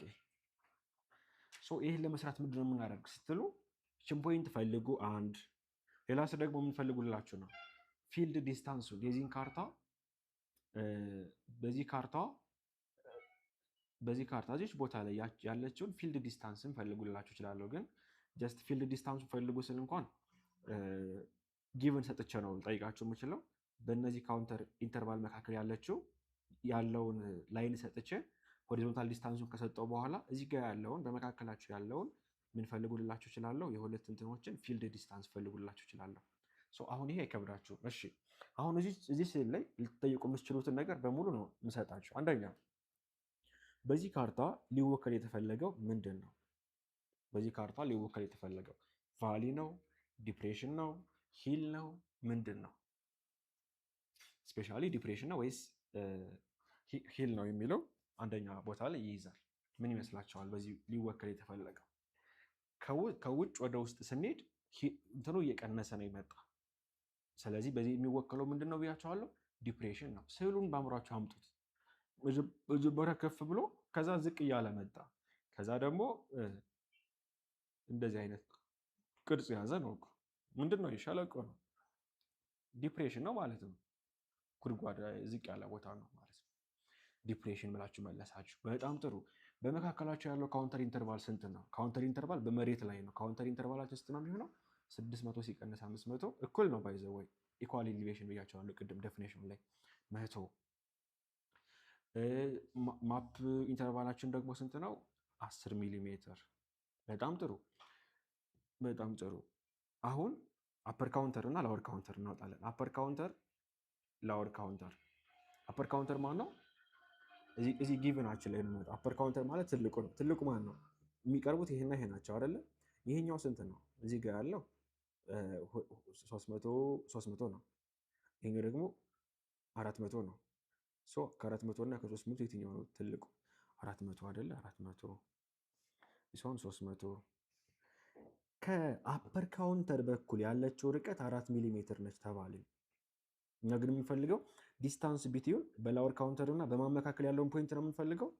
ዲስታንስ ቢትዊን በላወር ካውንተር እስከምን ድረስ ያለውን? እስከ ፖይንቷ ድረስ ያለችው። እሷን ለማግኘት ይቺ 4 ከሆነች ከዚህ እስከዚህ 4 ከሆነ አጠቃላይ ርዝመቱ 10 ከሆነ 10 ሲቀነስ 4 6 ማለት ነው። 6 ሚሊ ሜትር። አሁን ድሮፕ እንፈልጋለን። አይደለ? ድሮፕ ለማግኘት ምንድነው የሚደረገው የተባልነው? በካውንተር ኢንተርቫላችን አለ። አፐር ድሮፕ ለማግኘት ምንድነው የሚደረገው? ካውንተር ኢንተርቫላችን ስንት ነው? ካውንተር ኢንተርቫላችን ሪል ላይ ያለው ማለት ነው 100 አይደለ? 100 ሲባዛ በዲስታንሱ በ6 በካውንተር ማፑ እና በፖይንት መካከል ያለው ርቀት ማለት ነው ሲካፈል ለማን ነው የምናካፍለው? ይሄንን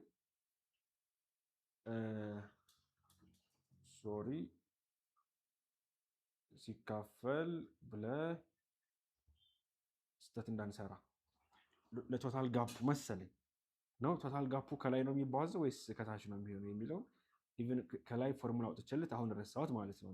ይሄ ቦታ በጣም በተደጋጋሚ መታየት የሚፈልግ ቦታ ነው። ድሮፓችን ኦፍኮርስ ልክ ነህ። ቶታል ጋፕ ማለት ነው። ቶታል ጋፓችን 10 ነው ይመጣል አይደለ? እዚህ ጋር 10 ሚሊ ሜትር። ዜን ድሮፓችን ከፈለግን በኋላ ምንድነው የምናደርገው ማለት ነው? ከአፐር ካደረግነው መቀነስ ነው። ከላወር ከሆነ ደግሞ መደመር አድርገን ማስቀመጥ። ሌላ ምንም የሚያስቸግረን ነገር አይኖርም። በዚህ ጊዜ ኢሊቬሽን ነው የሚገኘው። አሁን እዚህ ጋር አንዱን አስቀምጦ ፊልድ ዲስታንስ ፈልጉ ቢለንስ ከዚህ ተነስቶ እዚህ ፖይንት ላይ ከአፐር ካውንተሯ እስከ ላወር ካውንተሯ ወይም ደግሞ ሌላ ፖይንት እዚህ ጋር አስቀምጦ በእነዚህ ካውንተር ማፖች ላይኖች መካከል ያለው ፊልድ ዲስታንስ ነው ብትባሉ ደግሞ ምንድን ነው የምንሰራው ማለት ነው? መጀመሪያ ቨርቲካል ኢንተርቫል ከአፐሩ ላይ ሲቀነስ ከፍ ብሎ ካለው ትንሹን እንቀንሳለን፣ ሎወር እንቀንሳለን። ቼንጅ ቪ ተገኘ ቨርቲካሉ። ሆሪዞንታል ደግሞ ለማግኘት ማፕ ዲስታንሱ ሲባዛ በምን በመካከል ባለው ኢንተርቫል ሉክ ቅድም ያደረግነው ዜጋ ይሄኛው ማፕ ዲስታንስ ነው። በማናበዛ ነው በግራውንድ ዲስታንሱ። ግራውንድ ዲስታንሱ ስኬል ይሰጠናል። ባይዘው ስኬል እዚህ ጋር ለምሳሌ አንድ ለ25000 ሊባል ይችላል። ሰው በ25000 እናበዛዋለን። ዜን ሆሪዞንታል ዲስታንስ ተገኘ፣ ቼንጅ ኤች ተገኘ። ቼንጅ ቪ ሲካፈል ለቼንጅ ኤች ተብሎ ፊልድ ዲስታንስ ይፈለጋል። አይ ሚን ግራዲያንት ይፈለጋል። ግራዲያንት ይፈለጋል። ፊልድ ዲስታንስማ ሲምፕል ነው። ከመጀመሪያው ፊልድ ዲስታንስ ጀስት ማፕ ዲስታንሳችን ላይ ማፕ ዲስታንሳችን አለን ሲባዛ በግራውንድ ዲስታንስ ከሆነ በቃ ፊልድ ያ ዜን ወደ ኪሎ ሜትር መቀየር ስለምንፈልግ ነው። እኛ መተውም እንችላለን እንደዚሁ ዝም ብለን። ይሄ ነው ፊልድ ዲስታንስ የሚባለው። ፊልድ ዲስታንስ ከማን ጋር እኩል አሁን ከተማር ነው ካያችሁት ከቼንጅ ኤች ጋር እኩል ነው አይደለ? ኦፍኮርስ ከቼንጅ ኤች ጋር እኩል ነው ፊልድ ዲስታንሳችን። ቶታሊ ይህንን ይመስላል። ፈተና ላይ ሲመጣ አታወሳስቡት። ሂዱና አሁን ይህን ተመራችሁ አይደለ? አሁን ግቡና እንትን ስሩ።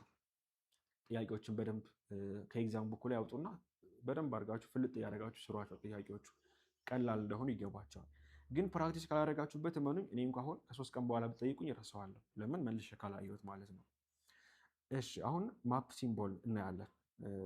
በካርታ ላይ የሚቀመጡ ሲምቦሎች ለምሳሌ በካርታ ላይ ኤም ምልክት በሚቋረጡ መንገዶች ላይ ኤም ምልክት ከተቀመጠች ብሪጅ ድልድይ አለ ማለት ነው። ስሞል ብላክ ስኩዌር ጥቁር ስኩዌር ከተቀመጠ ደግሞ ጥቁር ስኩዌር ከተቀመጠ ቢልዲንግ እየተሰራ ነው፣ ስኩል ወይም ቸርቾች አሉ ብሎ ያመለክተናል። ግሪን ኤሪያ ዊዝ ትሪ አይኮን በዛፍ አይከን አረንጓዴ ቦታ ከተቀመጠ ደግሞ ይሄ ቦታ ጫካ ነው እያለ ነው። ብሉ ኢሬጉላር ሼፕ ብሉ ሆኖ ሼፑ ኢሬጉላር ካልሆነ ሰማያዊ ቀለም ከተቀባ ደግሞ ሐይቅ አለ ወይም የሆነ ወንዝ አለ፣ የቋተ ውሃ አለ ማለት ነው። የተጠራቀመ ውሃ አለ እያለ ያሳየናል።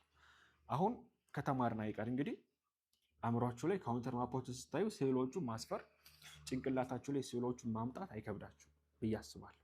ሉክ ይህን ካውንተር ታዩና ቶፖግራፊክ ማፕ ይህን ካውንተር ስታዩ ምን ይመጣላቸዋል? መጀመሪያ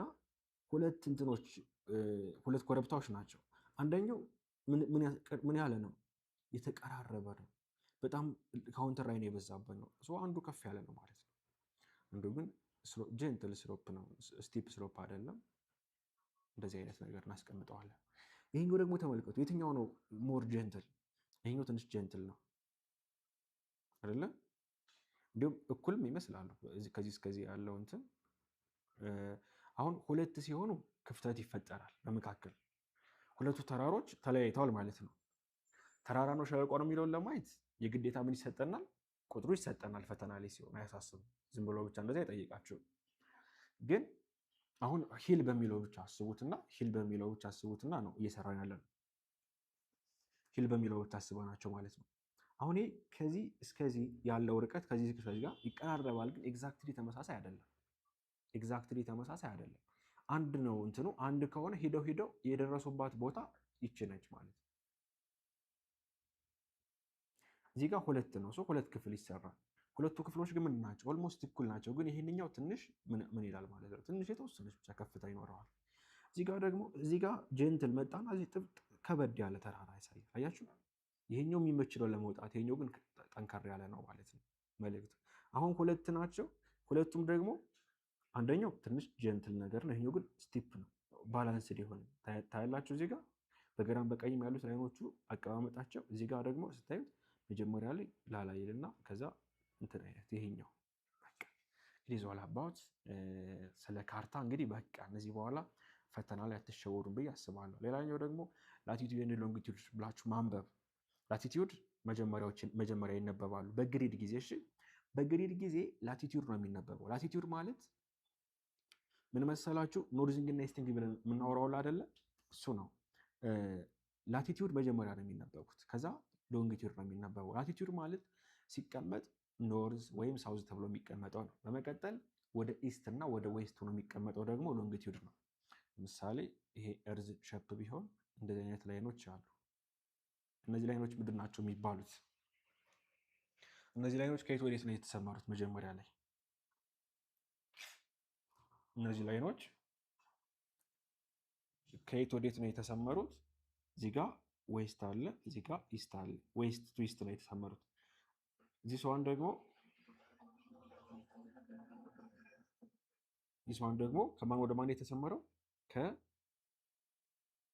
ከኖርዝ ወደ ዌስት፣ ከኖርዝ ወደ ሳውዝ። ሶሪ። አሁን ይኸውላችሁ ጋይስ ግሪድ የሚከብደው ለምን መሰላችሁ?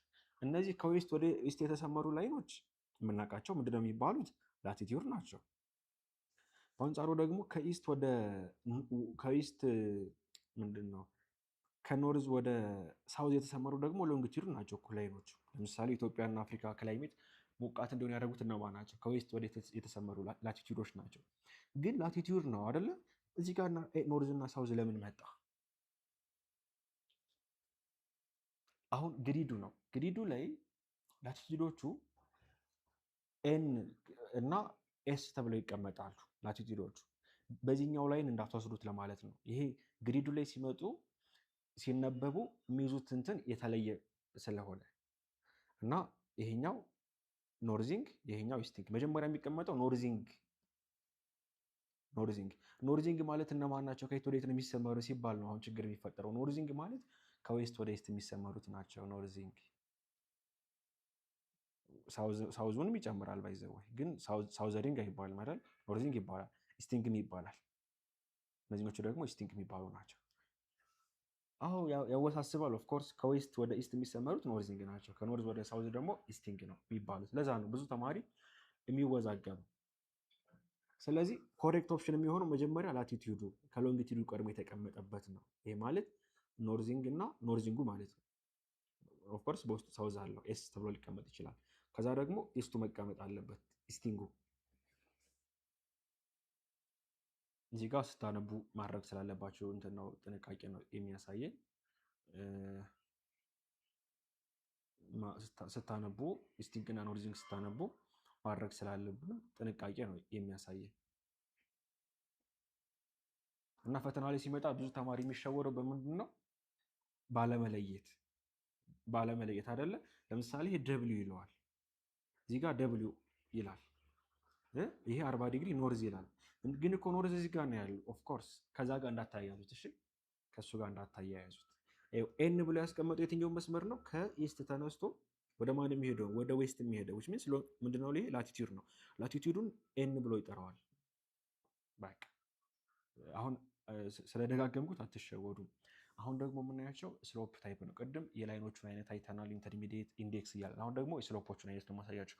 ካውንተር ፓተርን ስሎፕ ታይፕ ኢቭንሊ ካውንተር ፓተርኑ ሲታይ ኢቭንሊ ስፔስድ የሆኑ ስትሬት ላይኖች ከተቀመጡ ኢቭን ይባላሉ።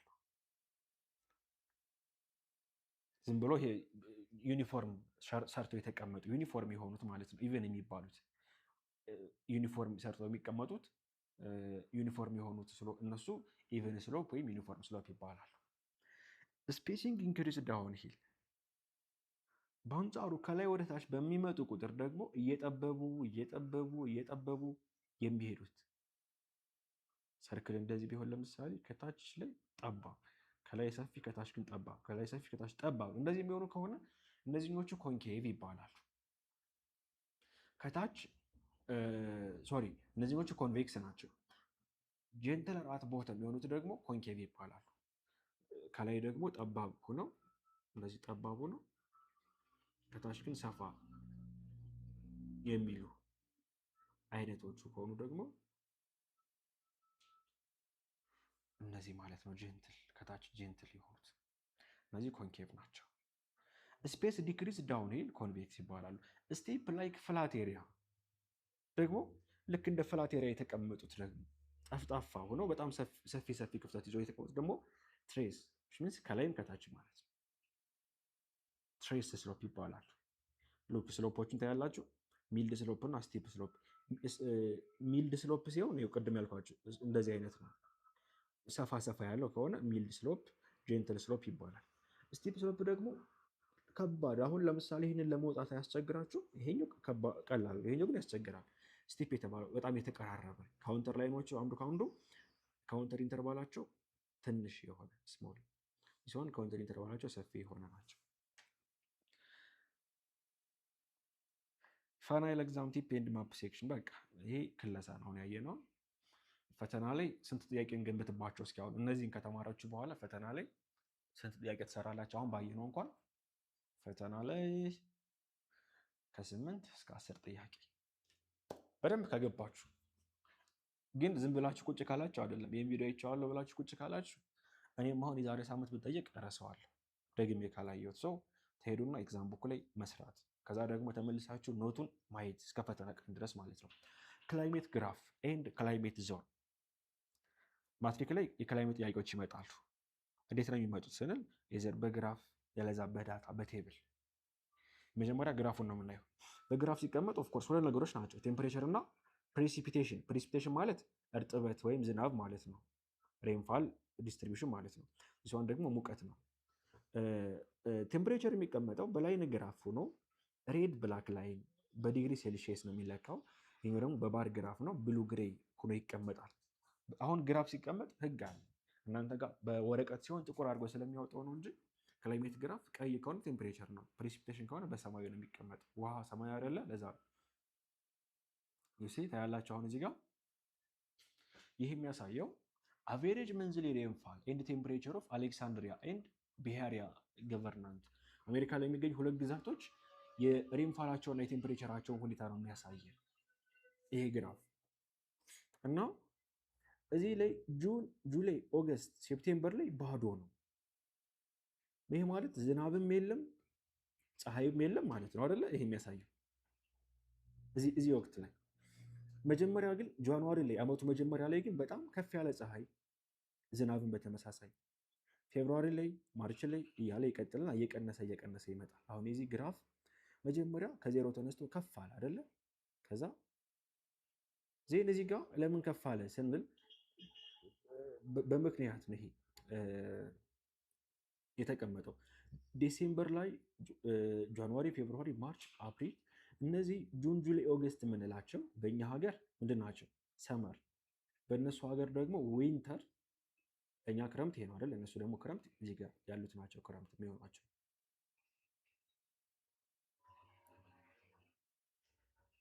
እና ሉክ ይህን በምትሰሩበት ጊዜ ጥንቃቄ ማድረግ አለባችሁ ብዬ የማስበውን ነገር ነው አሁን ማሳያችሁ። በኖርዘርን ሄሚስፈር ሆተስት የሆኑ መንዞች ጁላይ ነው። ከሁሉም በጣም ሞቃታማ ወር የሚባለው ጁላይ ነው። ጁላይ ነው። ካርታው ላይ በደንብ እዩት። ካርታው ላይ በጣም በደንብ ስትመለከቱት እዚህ ጋር ምን ያሳየናል? የጁላይን ፒክ አይደለ? ፒኩ ሌቭል ላይ የሚደርስበትን ያሳየናል። ኦኬ አይ ቲንክ መሳል ስላልፈለገ ነው። በጣም ይቅርታ። ጁን፣ ጁላይ፣ ኦገስት ላይ መሳል ስላልፈለገ ነው። which means አንዴ ስላስረዳን መድገም ስላልፈለገ እንጂ ሰማያዊ እንደዚህ ከዛ ቀዩ ማድረግ ይችላልና ጁላይ ላይ ፒክ የሚደርስበት ነው። አሁን ይሄ የአንድ ሀገር የአንድ ግዛት ነው። እንደ አጠቃላይ ግን ለሰሜኑ በብዛት ይሄ ጁላይ ነው። ቀዝቃዛው ደግሞ ጃንዋሪ ነው። ቀዝቃዛው ጃንዋሪ ነው። ለሳውዘርን ሄሚስፌሮች ደግሞ ኢትዮጵያን ጨምሮ፣ በእርግጥ ኢትዮጵያ ከምድር ምግብ በላይ ነው የምትገኘው አይደለ? ለምድር ወገብ በጣም ቅርብ ሆና ነው የምትገኘው ኢትዮጵያ። ግን ለሳውዘርን ትቀርባለች፣ ለደቡባዊ ክፍል የደቡብ ዓለም ለሚባለው ትቀርባለች በሚል ነው እንጂ ሳውዝ አይደለችም፣ መሪን ሳውዝ አይደለችም። ሆተስት የሆነው መንዝ ጃንዋሪ ነው፣ ታሳስ ማለት ነው አይደለ? ያው ቀረብን ማለት ለዚህ ነው። ቀዝቃዛው ደግሞ ሐምሌ ነው። ኦፍ ኮርስ ቀረብን ማለት ነው ለሳውዘርን። እና አሁን ይሄ በግራፍ ነው። በግራፍ ሲመጣ ልክ በዚህ መልኩ ነው የሚመጣው፣ በግራፍ በባር ግራፍ። ግን ኢንትራንስ ላይ ኮመን የሆነው የቴብሉ በቴብል በዳታ በሰንጠረዥ የሚመጣው ነው። አሁን እዚህ ጋር ታውቁ የሚገባችሁ ካልኩሌት አኑዋል ሬንጅ ኦፍ ቴምፕሬቸር፣ የቴምፕሬቸርን አመታዊ ሬንጁን አብረን እንሰራለን። እሱ ምንድነው? አኑዋል ቴምፕሬቸር ሬንጅ ሃይስት መንዝሊ፣ በየወሩ የተመዘገበው ከፍተኛው ቴምፕሬቸር ሲቀነስ ለወሩ ዝቅተኛ ቴምፕሬቸር ነው የሚሰራ አመታዊ የቴምፕሬቸር ሬንጅን ለመስራት። ይህ ማለት ከመንዝሊ ቴምፕሬቸሩ ሃይስቱ አለ አይደል ትልቁ እሱ ሲቀነስ ለትንሹ አድርገን ነው የምንሰራ። ኢፍ ቴምፕሬቸር አር ሉክ ኤግዛምፕል ቴምፕሬቸር ጃንዋሪ ይሄን ያክል፣ ፌብሩዋሪ ማርች ይሄን ያክል፣ ዲሴምበር ይሄን ያክል ቢሆን ሃይስቱ ማን ነው 28 ዲግሪ ሴንቲግሬድ፣ ለውስጡ ይሄን ያክል ሬንጅ ብትባሉ በዚህ መልኩ ትሰራላችሁ። ሬንጅ ምን ይነግረናል ስንል ከ5 ዲግሪ ሴንቲግሬድ ያነሰ ከሆነ ትሮፒካል ነው። በደንብ ተመልከቱ። አሁን ወደ ዋናው ልንገባ ስለሆነ ነው። ሬንጃችን ከ5 ዲግሪ ሴንቲግሬድ ያነሰ ከሆነ ትሮፒካል ነው ያ ቦታ። ወይም ደግሞ ለምሳሌ ኢኳቶሪያል ጊኒ አካባቢ አለ፣ ለኢኩዌተር ላይ የቀረቡ መስመሮች ኢትዮጵያን ጨምሮ ያሉበት ቦታ ከ5 ዲግሪ ሴንቲግሬድ ያነሰ ነው። ከ5 እስከ 15 ከሆነ ቴምፕሬት ዞን ወይም ማሪታይም አካባቢ፣ ከ20 ዲግሪ ሴንቲግሬድ በላይ ከሆነ ኮንቲኔንሻል፣ ከባህር በጣም ርቀው የሚገኙ ቦታዎች ኢንላንዶች እነሱ ናቸው። በጣም ቀዝቃዛም በጣም ሙቀት የሚያስመዘግቡ ቦታዎች ናቸው እነዚህ ደግሞ። አሁን ወደ ዋናው ወደ ቴብላችን ከመግባታችን በፊት አስቀድመን ክላይሜት ዞኖችን መለየት መቻል አለብን። ስፔሻሊ የሚከተሉትን ክላይሜት ዞኖች ባህሪያቸውን፣ አካባቢያቸው ላይ ያለውን የእንስሳት ምናምን ስርጭት ማወቅ አለባቸው። ይሄው ትሮፒካል ሬን ፎረስት የሚባለው ቦታ ቴምፕሬቸር ፓተርኑ በጣም ከፍ ያለ ነው። ቲኒ ሬንጁ ዝቅተኛ ዊች ሚንስ ሁሌም ሞቃታማ ነው። ከ15 ዲግሪ ሴንቲግሬድ በላይ ሙቀት አለው። ግን በጣም ቀነሰ ቢባል 15 ነው ሊሆን የሚችለው። ወርዶ እስከ 9 ምናምን አይወርድም። ሬንፋል ፓተርኑ ስንመለከተው በጣም ከፍ ያለ የዝናብ ሁኔታ የሚያገኝ ቦታ ነው፣ ከ60 ሚሊ ሜትር በላይ። በዚህ ጊዜ ያለው ግራፍ ፍላት ቴምፕ ላይ ነው የሚሰራው። ቶል ባር ሁሉም ወሮች ላይ ያሉት ግራፎቹ ከፍ ያሉ ግራፎች ናቸው የሚቀመጡት። ስለዚህ ፍላት ኦልሞስት ፍላት ነው። ዜን ትሮፒካል ሳቫና ነው። ትሮፒካል ሳቫና ደግሞ ሃይ ኦል ይር ስሞል ሬንጅ፣ በሁሉም ዓመት ከፍ ያለ ምን ያገኛል? ሙቀት ያገኛል። ሬንጁ የዚህም ስሞል ነው። ዌት ሳመር እኛ አካባቢ ያለንበት ነው። ይሄ ክረምታችን እርጥበት አለው፣ ዝናብ አለው። በጋ ግን ደረቅ ነው። የዚህ ጊዜም ፍላት ነው የሚሆነው በግራፍ ሲቀመጥ፣ ባህሮቹ ሀይ ስለሆኑ ማለት ነው። ሜዲትራኒያን ነው ሌላኛው። ሜዲትራኒያን ደግሞ አካባቢ በተለየ መልኩ ሆት ሳመር ሚልድ ዊንተር ያለበት ቦታ ነው። ወይም ድራይ ሳመር ዌት ዊንተር ማለት ነው። ክረምታቸው ደረቅ ነው። በእኛ ዝናብ በሚሆንበት ቦታ እነሱ ጋር ደረቅ ነው። እንደርሶ ዊንተራቸው እርጥበት አለው። በዚህ ጊዜ ያለው ግን ይለያል ግራፉ። ቴምፕሬቸር ፒኪን ሰመር፣ በሰመር ሙቀቱ በጣም ከባድ ይሆንና ከዛ ደግሞ በዊንተር መልሶ ይወርዳል። ዴዘርት ወይም በረሃማ ቦታ ደግሞ ሃይ ሬንጅ ያለበት ነው። ለምን መሰላቸው ሃይ ሬንጅ ነው? ሬንጅ ማለት በመካከል ያለው ርቀት ነው። በቴምፕሬቸሩ መካከል ያለው ሬንጅ። ለምሳሌ እኛ ጋር መስከረም ላይ ያለው ሙቀት ከሐምሌ ከታህሳስ ጋር ብዙም አይለያይም ማለት ነው፣ ሬንጁ አጭር ከሆነ እና ደዘርት ሲሆን ሃይ ሬንጅ ነው ያለው። የዝናብ መጠኑ ዝቅተኛ ነው። ቴምፕሬቸሩ ስፓይክ ያደርጋል፣ እንደልሶ ዝቅ ይላል፣ ወደታች የሚወርድበት ጊዜም አለ። ሃይላንድ አካባቢ ደግሞ ስናይ ቀዝቃዛ ናቸው። ለምሳሌ ራስ ዳሽን ተራራ፣ ጉና ተራራ ምናምን ከላይ ቀዝቃዛ ናቸው። ስሞል ሬንጅ ነው ያላቸው። ለምን ስሞል ሬንጅ ይኖራቸው? ለምን ብዙ ጊዜ ቀዝቃዛ ናቸው፣ ሙቀቱ ብዙ የላቸውም። የሚመዘገበው ቴምፕሬቸር ምን ስለሚሆን ነው? ቀዝቃዛ ስለሆነ። እና ለምን ሃይ ሬንጅ የላቸውም ስንል አብዛኛው ወር ክረምትም እነሱ ጋር ቀዝቃዛ ነው፣ በጋ ላይ የምትሄዱ ቀዝቃዛ ነው። እነዚህ ሃይላንድ አካባቢዎች ላይ ምሳሌ የአልፒን ተራሮች መጥቀስ ይቻላል። ኦሽን ውቅያኖስ አካባቢ ላይ ያለው ምን ይመስላል? እነዚህ ጋር ስሞል ሬንጅ ነው ያለው፣ ሚልድ ነው፣ ሁሌም ዝናብ አለ ማለት ይቻላል። ቴምፕሬቸር ላይ ስሙዝ ነው፣ ባሩ ሞዴሬት ነው ምናምን ይለናል ማለት ነው። ይህ የምታዩት አሁንም በባር ግራፍ ሲቀመጥ ነው። እዚህ ጋር ዝቅ ብሎ እነዚህ ፖይንት ነው የሚወክላቸው። ዝቅ ያለ፣ ትንሽ ከፍ ያለ፣ ትንሽ ከፍ ያለ፣ ከፍ ያለ፣ ከፍ ያለ፣ ከዛ ደግሞ ዝቅ ሲል እንደዚህ ይወክልና ይሄ ላይኑ ማሳያ ነው። በቃ የባሩን ፕሮፐርቲ በፖይንት መግለጽ ነው አላማው እንጂ ባሩ ነው ወሳኝ። አሁን የዚህ አካባቢ አየር ንብረት ምን ይመስላችኋል? አይውላችሁ በብዙ አይነት መንገድ ሊቀመጥ ይችላል። ቴምፕሬቸር ከፕሪሲፒቴሽን ጋር ቅድም እንዳየ ነው ሁለቱም በግራፍ ሊቀመጥ ይችላል። በባር በአንጻሩ ደግሞ ሶሪ። በአንጻሩ ደግሞ ምን ማድረግ እንችላለን? እንደምትመለከቱት እዚህ ጋር እንደምትመለከቱት በዚህ በኩል ያለው ከታች ያለው ወሩን ገለጽንበት አይደለ? ዜን በዚህ በኩል ፕሪሲፒቴሽን አስቀመጥን፣ የዝናብ መጠን በአንድ በኩል። በሌላ በኩል ደግሞ በዚህ በኩል ማንን አስቀመጥን? እዚህ ጋር ደግሞ ቴምፕሬቸርን አስቀመጥን።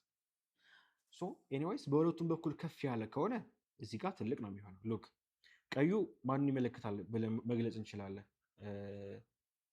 ለምሳሌ አሁን ቀዩ ከእንትኑ የተለየበት ሁኔታ አለ። ይሄ ለምሳሌ እዚህ ጋር ግራፉ ምንድነው ስሙ? አረንጓዴው እንትን ነው የሚወክል እንባለው ዝናቡን። እዚህ ቦታ ላይ ዝናቡ ከፍ ያለ ነው አይደለ?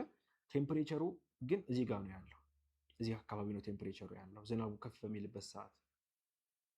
እና በግራፍ ብዙ አይነት መንገድ ነው አቀማመጡ ለማለት ፈልጌ ነው። በላይን ግራፍ ለማስቀመጥ ይቻላል፣ ወይም ደግሞ ሁለት አድርጎ ሁለቱንም ባር ግራፍ፣ ለምሳሌ ቅድሙ ኤግዛምፕል ይሄው እዚህ ጋር ጥንድ ጥንድ አድርጎ ሊያስቀምጣቸው ይችላል። እና ይህንን ማንበብ ከእናንተ ይጠበቃል። ያለዛ ደግሞ እንደዚህ አንዱን ግራፍ አስቀምጦ አንዱን ደግሞ ላይን ግራፍ፣ አሁን ይሄ ላይን ግራፍ ነው ቴምፕሬቸሩ፣ ፕሬሲፒቴሽን ደግሞ ምንድነው ባር ግራፍ፣ እንደዚህ ሊያደርጋቸው ይችላል። ወይም ደግሞ ሁለቱንም ላይን ግራፍ ማድረግ ይችላል። እንዴት? ቀዩን እንዳደረገ ሁሉ አረንጓዴውንም ልክ እንደዚህ አድርጎ ማስቀመጥ ይችላል። ምንም የተለየ ነገር የለውም። ቁጥሮቹን ብቻ መከተል ነው ከእናንተ የሚጠበቀው። አሁን በደንብ ተመልከቱ። ዋት ታይፕ ኦፍ ናቹራል ቬጂቴሽን ኢዝ ፕሪዶሚናንት ይለናል። በዚህ ስቴሽን በተቀመጠው ስቴሽን ወይም ጣቢያ እዚህ አካባቢ ላይ በጣም ኮመን የሆኑ ቬጂቴሽኖች እነማን ናቸው ትባላላችሁ? ኢፍ ስቴሽን ተዋዝ ድራይ ሰመር ኤንድ ዌት ዊንተር፣ በአንጻሩ ደረቅ ክረምትና እርጥበታማ ዊንተር ካለው ሜዲትራኒያን ብላችሁ ትመልሳላችሁ። ሜዲትራኒያን አካባቢ ደግሞ ዶሚናንት የሆነው ቬጂቴሽን ማን ነው? ማኩዌስ የሚባሉ ወይም ስከርብላንድ የሚባሉ ቁጥቋጦ ነገሮች ናቸው ኮመን የሆኑት። የማትሪክ ኩዌሽኖች ናቸው እነዚህ። ባይዘው ዋት ታይፕ ኦፍ ኢኮሲስተም ኢዝ ሪፕሬዘንትድ ባይ ስቴሽን ዋን ይልና ኢፍ ስቴሽን ዋን ሃዝ ሃይ ይር ራውንድ ይር፣ ከባድ የሆነ ዝናብ እና የቴምፕሬቸር ሬንጅ ዝቅተኛ ከሆነ ይሄ ቦታ ትሮፒካል ሬን ፎረስት ነው ማለት ነው። ትሮፒካል ሬን ፎረስት ከሆነ ደግሞ መልሳችን በትሮፒካል ሬን ፎረስት አካባቢ ኮመን የሆኑ ኢኮሲስተም ላይ ያሉ እጽዋቶች፣ አኒማሎች ምናምን ሊሆን ይችላል ማለት ነው። ኢትዮጵያ ውስጥ ደግሞ እንምጣና እንመልከቱ። ኢትዮጵያ ውስጥ እንግዲህ ሃይላንዶች አሉ። የኢትዮጵያ ቴምፕሬቸር ያለበትን ቅርጽ ለምን ያዘ ከተባላችሁ ዱቱ ዋት ሃይላንድ ኤንድ ላቲቲዩድ ነው። ላቲቲዩድዋ ለኢኩዌተር ላይ ቅርብ ወይም ለምድር ወገብ ቅርብ ስለሆነ ኢትዮጵያ ያለችበት ማለት ነው፣ ቅርብ ስለሆነ ከፍ ያለ ቴምፕሬቸር፣ ከፍ ያለ ሙቀትና ከፍ ያለ ዝናብ ሊኖራት ችሏል። በአንጻሩ ደግሞ ላቲቲዩድዋ ይሄ ዱቱ ላቲቲዩድ ከፍ ያለ ሙቀትና ቴምፕሬቸር ኤንድ ፕሬሲፒቴሽን አግኝታለች። በተመሳሳይ መልኩ በጣም ብዙ ሃይላንዶች ስላሉ ወይም ደግሞ ብዙ ከፍ ያሉ ቦታዎች ተራሮች ስላሉ ደግሞ የባሌ ተራሮች፣ ሰሜን ተራሮች እነዚህ ስላሉ በእነሱ የተነሳ ደግሞ እነዚህ ቦታዎች ላይ ደግሞ በተለየ መልኩ ከፍ ያለ ዝቅ ያለ ቴምፕሬቸር እና ከፍ ያለ ዝናብ መጠን ደግሞ ልታገኝ ትችላለች ማለት ነው። የኢትዮጵያ ቴምፕሬቸር የኢትዮጵያ ክላይሜት የሚወሰነው በእነዚህ በሁለቱ ምክንያት ብቻ ነው። ሌላ ምንም ፋክተር የለውም። ይሄ እንትኖች አሉ። አሁን የኢትዮጵያ ዝናብ ከየት ይመጣል ምናምን የሚሉ ሀሳቦች አሉ፣ እናያቸዋለን እነሱ። ኢትዮጵያ ዊንተር ሬንፋል ኦክቶበር እስከ ፌብሩዋሪ ድረስ ዊንተሩ የኢትዮጵያ ዝናብ ነው። አሁን የምንመለከተው የኢትዮጵያ ዝናብ ከየት ይመጣል ምናምን። በኢትዮጵያ በጋ ላይ ከኦክቶበር እስከ ፌብሩዋሪ ከጥቅምት ጀምሮ እስከ የካቲት ድረስ ደረቅ ነው አይደል? ዝናብ የለም። ግን ትንሽም ተሳስቶ ከዘነበ ይሄ ዝናብ የመጣው ከየት ነው? የሚዘንበው የት አካባቢ ነው? ኖርዝ ኢስተርን ኤንድ ኢስተርን ላውላንድ፣ በአፋርና በሶማሌ አካባቢ ዝናብ ይዘንባል። አሁን በደንብ ተመልከቱ። የአፋር የሶማሌ አካባቢዎች ዝናብ የሚዘንብላቸው መቼ ነው? ከኦክቶበር እስከ ፌብሩዋሪ ባለ ጊዜ ውስጥ ነው። በአንጻሩ ቀሩ የኢትዮጵያ ክፍል ደግሞ የሰመር ዝናብ የሚያገኘው መቼ ነው ማለት ነው? በሰመር። ይሄ ማለት ከበልግ ወራት የሚባሉት ፌብሩዋሪ ጨርሰው መጋቢት፣ ሚያዝያ፣ ግንቦት ናቸው። ይሄ ማለት ከአፕሪል አይደለ ወይም ከማርች ይይዝና እስከ ኦገስት እስከ ሴፕቴምበር ድረስ ያለ ዝናብ ደግሞ ሌሎች የኢትዮጵያ ቦታዎች ስፔሻሊ ተራራማ የሆኑ የኢትዮጵያ ቦታዎች ደግሞ ኃይለኛ ዝናብ ያገኛሉ። ዚስ ኢዝ ዱ ቱ ዘ ኖርዝ ኢስት ትሬድ ዊንድ። በደንብ ተመልከቱ። ይህ አካባቢ ለምን በበጋ ዝናብ ዘነበለት ስንል ምክንያቱም በሰሜን ምስራቅ ነፋስ ምክንያት ነው።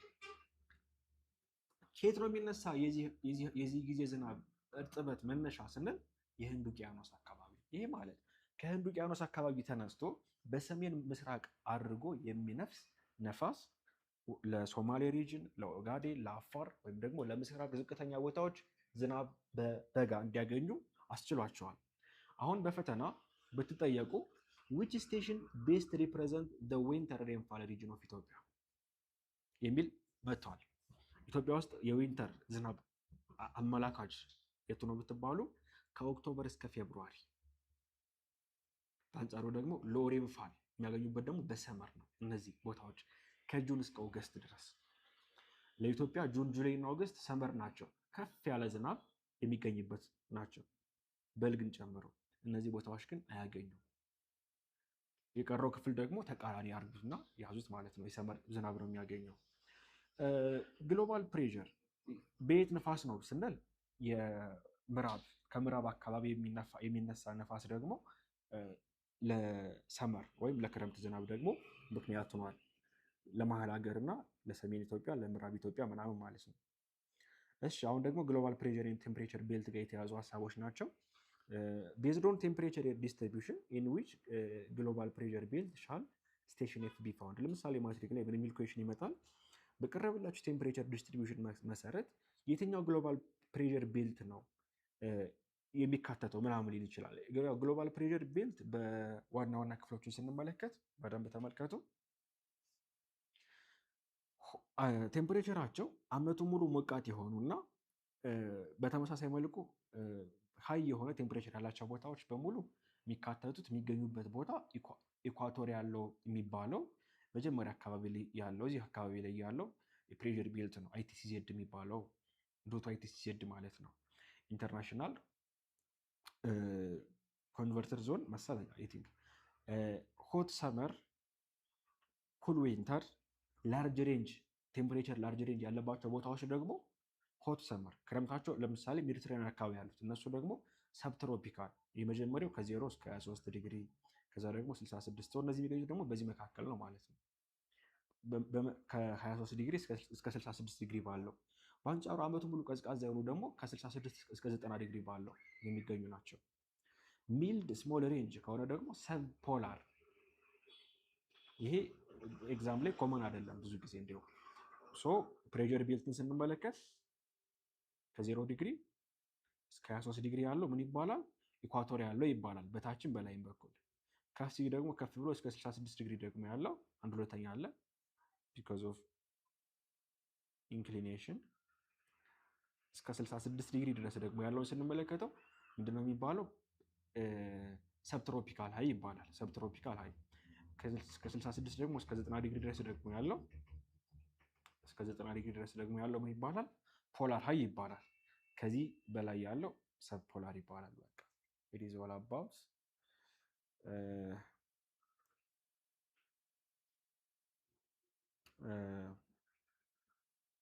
is all about the temperature and pressure distribution። እዚህ ጋር እንትን አልኩ ይመሰለኝ ሰብ ፖላር ያልኳቸው ይሄኛው ክፍል ሰብ ፖላር፣ ሶሪ በጣም ሰብ ፖላር። ፖላር ሃይ የሚባለው ይሄ ነው። ፖላር የሚባለው ክፍል ከ90 ዲግሪ በላይ ሰሜን እና ደቡብ ያለው ነው። ይሄኛው ምስል አሪፍ ነው፣ እዚህ ጋር የተቀመጠው ምስል ሉክ። ይሄኛው ክፍል ምን ይባላል አልኳችሁ? ኢኳቶሪያል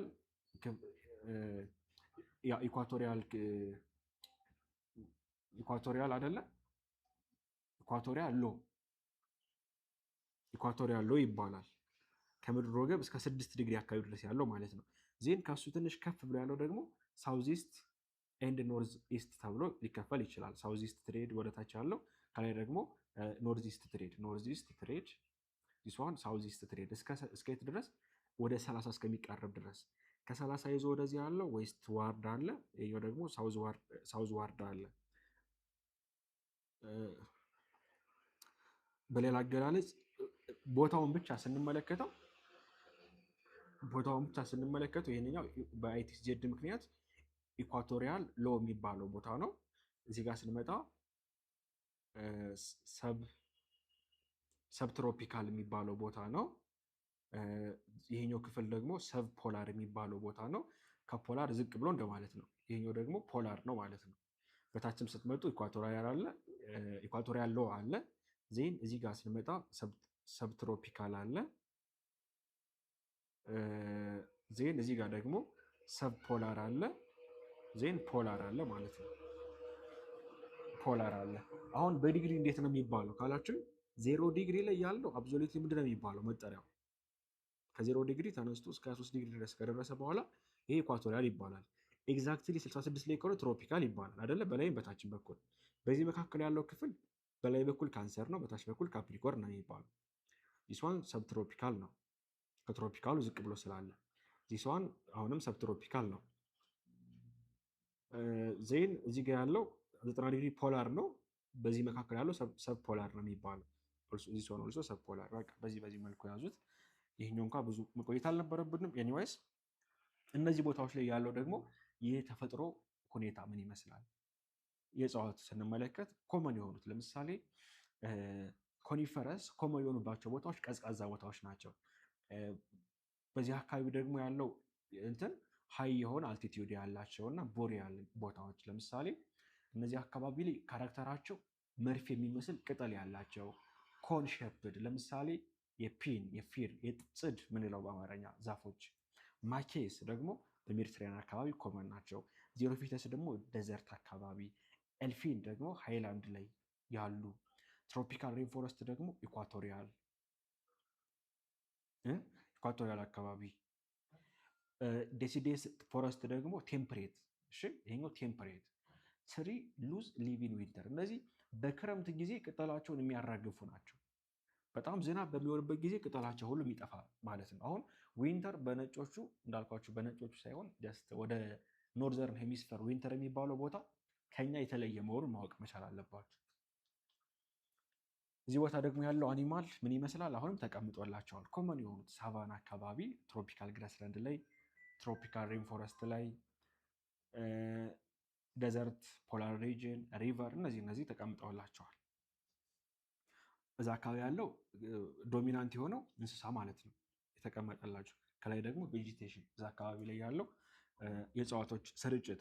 ስቴፕ ባይ ስቴፕ ቱ ሶልቭ ኤኒ ክላይሜት ግራፍ ኩዌሽን። አሁን በፈተና እንግዲህ ልንሰራ ነው ጥያቄዎች። ከላይ ያለው ሁሉ አገልጋይ ነው።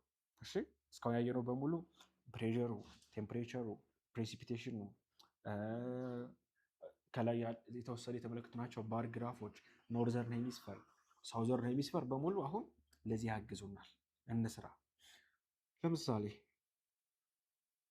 ይህን ተመልከቱ። ይህን ስቴሽን ይህ ስቴሽን የተለያዩ ከተሞችን ላቲቲዩዳቸውን ያስቀምጣል፣ በዲግሪ ሎንጊቲዩዳቸውን ያስቀምጣል፣ አልቲቲዩዳቸውን፣ ሬንፋል ፔሪዳቸውን ኤንድ ቴምፕሬቸር ፔሪዳቸውን።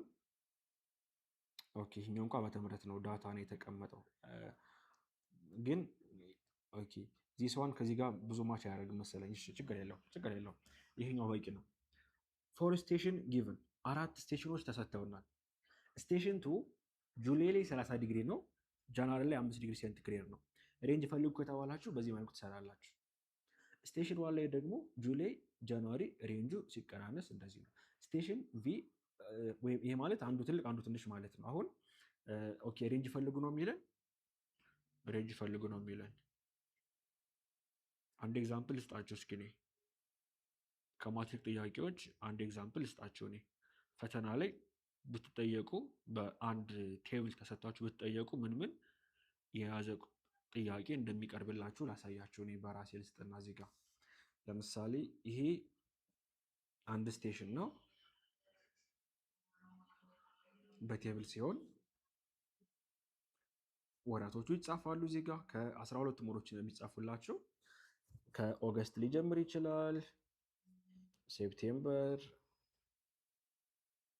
ኦክቶበር፣ ኖቨምበር፣ ዲሴምበር፣ ጃንዋሪ፣ ፌብሩዋሪ፣ ማርች፣ ኤፕሪል፣ ሜይ፣ ጁን፣ ጁላይ ብሎ ያስቀምጣል። ዜን ቴምፕሬቸር በአንድ በኩል ፕሪሲፒቴሽን በአንድ በኩል ያስቀምጣል። ይሄ የአንድ ስቴሽን ዳታ ነው እዚህ በኩል የሚቀመጠው። ሌላ ደግሞ የሌላ ስቴሽን ደግሞ በሌላ ቴብል ወይም አብሮ አታች አድርጎ ደግሞ ስቴሽን ቱ ብሎ ደግሞ ያስቀምጠዋል። ልክ እንደዚህ ወይም ቲ1 እና ቲ2 ብሎ ያስቀምጠዋል፣ መቱን ማለት ነው። ፒ1 እና ፒ2 ብሎ ያስቀምጠዋል። ልክ እንደዚህ ካስቀመጠ በኋላ አንደኛ ኮምፔር ማድረግ። እንዴት ነው ኮምፔር የሚደረገው? አሁን የእያንዳንዱ ፕሮፐርቲ እንደተመለከታችሁት ከፍ ያለ ዝናብ አመቱን ሙሉ ከፍ ያለ ዝናብ አመቱን ሙሉ ከፍ ያለ ሙቀት የሚያገኝ ከሆነ ቦታው ማን ነው ማለት ነው? ይህ ትሮፒካል ሬንፎረስት አካባቢ የሚገኝ በፕሬዠር ቤልት ስንመለከተው ከምድር ወገብ ትንሽ ከፍና ዝቅ ብሎ የሚገኘው ቦታ ነው ማለት ነው። ከዛ ደግሞ እንስሳቶቹ ደዘርት አካባቢ ላይ ያሉ ይሄ የግብፅ የሳራ በረሃ ምናምን አካባቢ የሚገኙ ቦታዎች ከሆኑ ደግሞ ከትሮፒካል ሬንፎረስት ወጣ ብለን ደግሞ ወደ ምን እንገባለን? ወደ ደዘርት እንገባለን ማለት ነው። ደዘርት ላይ ደግሞ ዝናቡ ዝቅተኛ ነው፣ ግን ቴምፕሬቸሩ በጣም ከፍተኛ ነው አመቱን ሙሉ ማለት ነው። በአንጻሩ ወደ ሜዲትራኒያን ደግሞ በምንሄድበት ጊዜ ዊንተር ላይ፣ ዊንተር ማለት መቼ መሰላችሁ? ሌላ ቦታ ዝናብ የሚያገኝበት ቦታ፣ ለምሳሌ እኛ ዝናብ የምናገኝበት ቦታ ጁን፣ ጁላይ፣ ኦገስት ላይ እነዚህ ቦታዎች ላይ ምንድን ናቸው?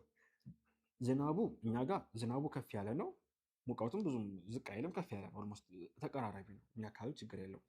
በአንጻሩ እዚህ ቦታ ላይ ስትመለከቱ ደዘርት ከሆነ ደዘርት እንኳ ኦልዌይስ ሁሌ ሙቀት ነው። እንትን የሜዲትራኒያን አካባቢ ከሆነ የሜዲትራኒያን አካባቢ እኛ ጋር ሃይ ቴምፕሬቸር ኤንድ ኦልሶ ሃይ ፕሬሲፒቴሽን ነው ያለው። እነዛ ጋር ግን ስትመለከቱ ምን ታገኛላችሁ? ሙቀቱ ከፍ ያለ፣ ዝናቡ ግን በጣም ዝቅተኛ ታገኛላችሁ። ሎ ፕሬሲፒቴሽን። ዝናቡ ግን ከፍ ያለ ነው። ሚን ሙቀቱ ከፍ ያለ ነው፣ ግን ዝናቡ ዝቅ ያለ ታገኛላችሁ። በአንጻሩ ደዘርት ለምን አይሆንም ካላችሁ ሌሎቹ ወሮች ላይ ደግሞ ዝናብ ታገኛላችሁ፣ ከፍ ያለ ዝናብ ታገኛላችሁ። ይህ ከሆነ ማን ነው ማለት ነው ቦታው? ያ ቦታ ምን አይነት ቦታ ነው?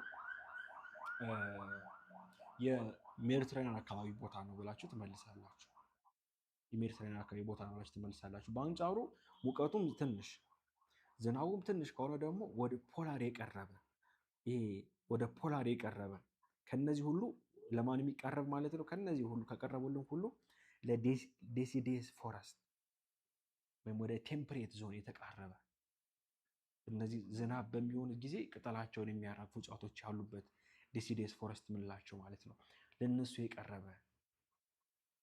የቀረበ ለምሳሌ ከላይ ባለው በቬጂቴሽን ሂደን ስንመለከታቸው የማን ባህሪ መሰላቸው?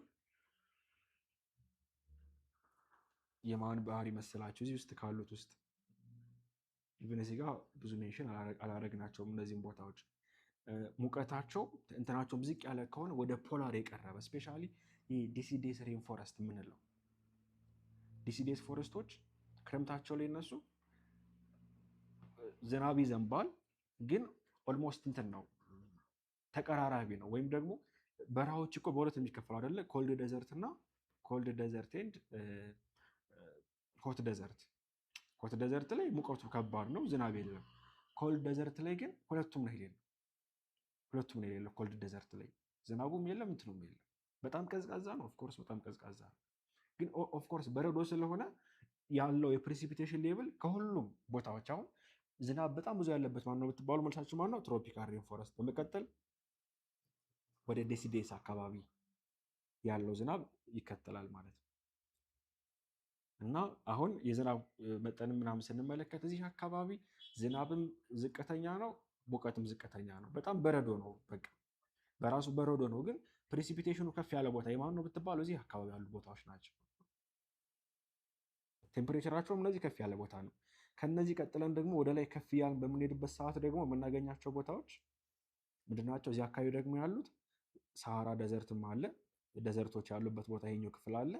ወደዚህም ስንሄድ ከትሮፒካል ሬን ፎረስት እየራቅን እዚህ አካባቢ ደግሞ ወደ ዴሲዴስ ፎረስት እንገባለን። ዜን ይሄኛው ፖላር ያልኳቸው የበረዶ ያለበት ቦታ አለና ዝናቡም ቴምፕሬቸሩም ከፍ ያለበት ቦታ ብትባሉ ትሮፒካል ሬን ፎረስት። በቴምፕሬቸር ግን በጣም ኃይለኛ ሙቀት ከሁሉም ዝናብ የሌለው ከፍተኛ ሙቀት ከተባላችሁ ደዘርት አካባቢ ትላላችሁ። ሜዲትራኒያን ደግሞ የተለየ ባህሪ ያለው። በቃ በዚህ መልኩ ትመልሳላችሁ። እና በቴብል ዳታ ሲሰጣችሁ ክላይሜት ላይ እንደዚህ ነው የሚሰራው። ይሄንኛው አላስፈላጊ ቴብል ነው፣ አይገናኝም፣ ምንም ሪሌት የሚያደርገው ነገር የለው። ፖፑሌሽን ኤንድ ዴሞግራፊ ማስተሪ ፎር ኢኤስኤልሲ ለማትሪክ ጥያቄዎች ማለት ነው። ኢትዮጵያን ሰከንዳሪ ስኩል ሊቪንግ ሰርቲፊኬት ኤግዛሚኔሽን ማለት ነው። የመጀመሪያው ፖፑሌሽን ፒራሚድ ነው። ፖፑሌሽን ፒራሚድ ማለት እንትን የሚገለጽበት ነው አይደለ? የአንድ አካባቢ የዜጎቹ የህፃን ቁጥር ቻይልድ መጠን እና የአዳልት መጠን ኮምፔር የሚደረግበት ነው ፒራሚድ ማለት እና በዚህ ፒራሚድ ቅርጹ ይወስነዋል። ለምሳሌ የፒራሚድ ሸፑ ቤዙ ላይ ያለው በጣም ሰፊ የሆነና ከላይ ደግሞ በጣም ጠባብ ከሆነ እዚህ ቦታ ላይ ከፍ ያለ በርዝ ሬት አለ፣ ብዙ ሰዎች ይወለዳሉ። በተመሳሳይ ሃይ ዲዝ ሬት አለ፣ ብዙ ሰዎች ይሞታሉ። የሚወለደው ብዙ ነው። ይህ አካባቢ የቻይልድ መጠን ነው። ደግሞ የሚያራጀው አርጅቶ በህይወት ያለው ዝቅተኛ ነው። እዚህ ቦታ ላይ ራፒድ ግሮዝ አለ። የፖፑሌሽን ቁጥሩ እየጨመረ ነው። እንደርሰው የሚሞተው እየበዛ የሚሄደው በጣም ኤግዛምፕል ናይጄሪያ፣ አፍጋኒስታን፣ ኢትዮጵያ አብዛኞቹ ሀገራት ደሃ ሀገራት በዚህ ስር ነው የሚመደቡት። ሌላኛው ቤል ሼፕር ነው። ይሄኛው ደግሞ በተቃራኒ ቤዙ ጠባብ ነው፣ ቶፕ ዋይድ ነው። ሎክ አሁን ቤዙ በፊት ሰፊ ነበር፣ አሁን ነው እየጠበበ የመጣው። በፊት ሰፊ ነው ግን አሁን እየጠበበ እየመጣ ነው። ሂስቶሪካሊ ሰፊ ነበረ። ቶፑ ደግሞ በፊት ጠባብ ነበር። ከድሮ አንጻር ሲታይ አሁን ትንሽ ሰፋ ያለ። ይሄ ማለት ምንድነው የሚመስለው? ቤል ማለት ደወል ማለት ነው። ልክ እንደዚህ አይነት ሼፕ ያለው ደወል የሚመስል ሼፕ ያለው ማለት ነው። በዚህ ጊዜ በርዝ ሬቱ ፋል እያደረገ የሚወለደው ከቀድሞ አንጻር እየቀነሰ፣ ወርክ ፎርሱም በተመሳሳይ ብዙ የሆነበት ለምሳሌ ኢንዲያ፣ ብራዚል፣ ዩኤስኤ፣ ቻይና ምናምን እዚህ ናቸው የሚመደቡት።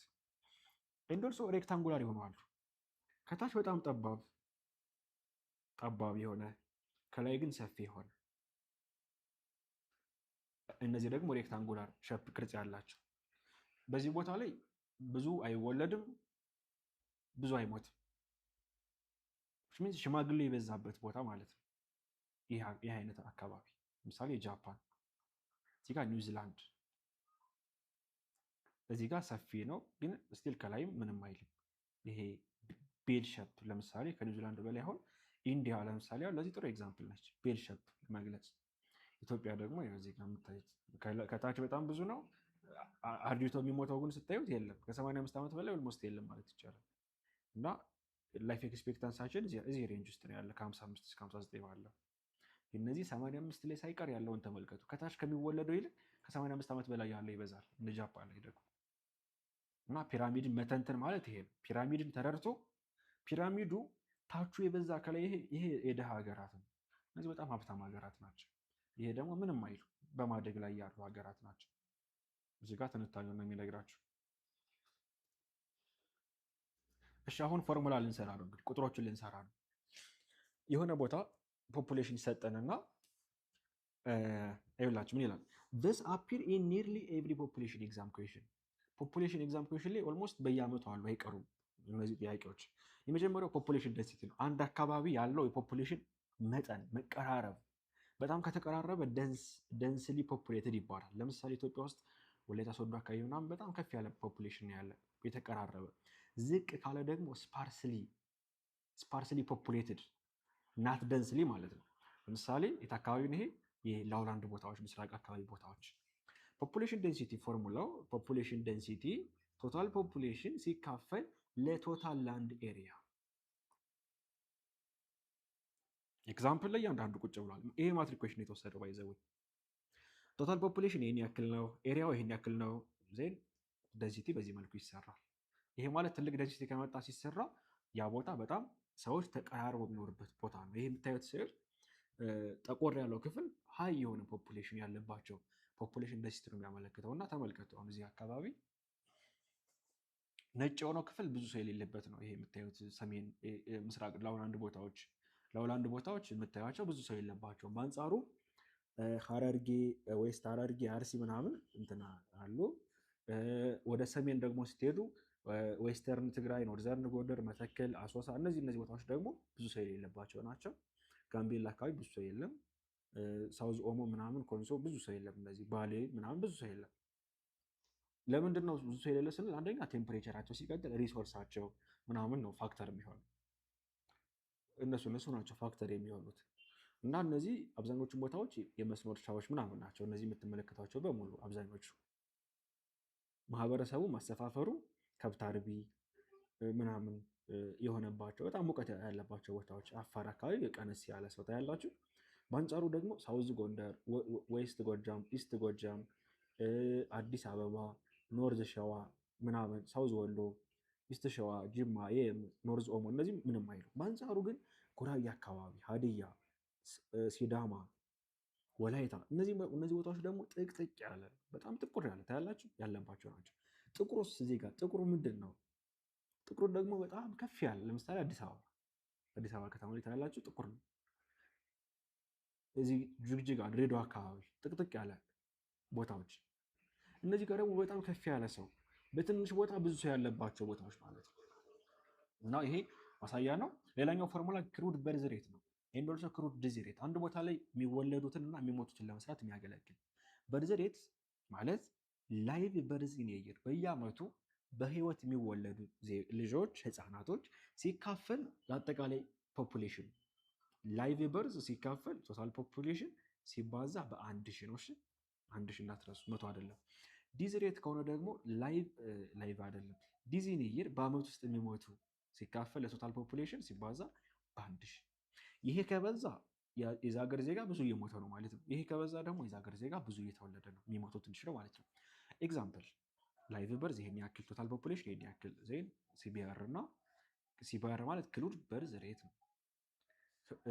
ክሩድ ዲዝ ሬት ከሆነ ደግሞ ሲዲአር ይሆናል። አለቀ።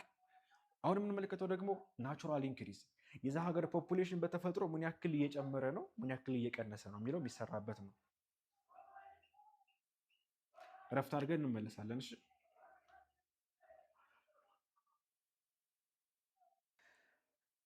እየጨረስን ነው። አይዟችሁ። እንዳያችሁት ብዙ ኩዌሽን ነው የምትመለሱት። ኦልሬዲ ይህ ኮንሴፕት ከገባችሁ አብዛኞቻችሁ ተማሪዎች ደግሞ ገብታችሁ ሪቪዥን ብታደርጉ በቃ ኦልሞስት አብዛኛው ነገር አለቀለት ማለት ነው። ናቹራል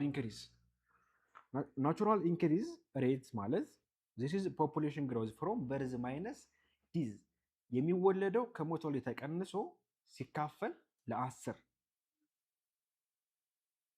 ሲካፈል ለመቶ ነው። ቱጌት ከዛ ፐርሰንቴጅ ነው የምናስቀምጠው። ከዛ ፐርሰንቴጅ እናስቀምጣለን። በርዝ ሬት ማለት የተወለደው ነው አይደለ? የተወለደው ሲቀነስ ዲዝ ሬት ሲካፈል ለመቶ አድርገን የምናገኘው ነው። ይሄ ናቹራል ኢንክሪዝ ሬት የሚጨምረውን ለማግኘት ነው። ወይም ደግሞ ናቹራል ኢንክሪዝ በፐርሰንቴጅ ከሆነ ደግሞ በርዝ ማይነስ ዲዝ ሲካፈል ለቶታል ፖፑሌሽን ሲባዛ በመቶ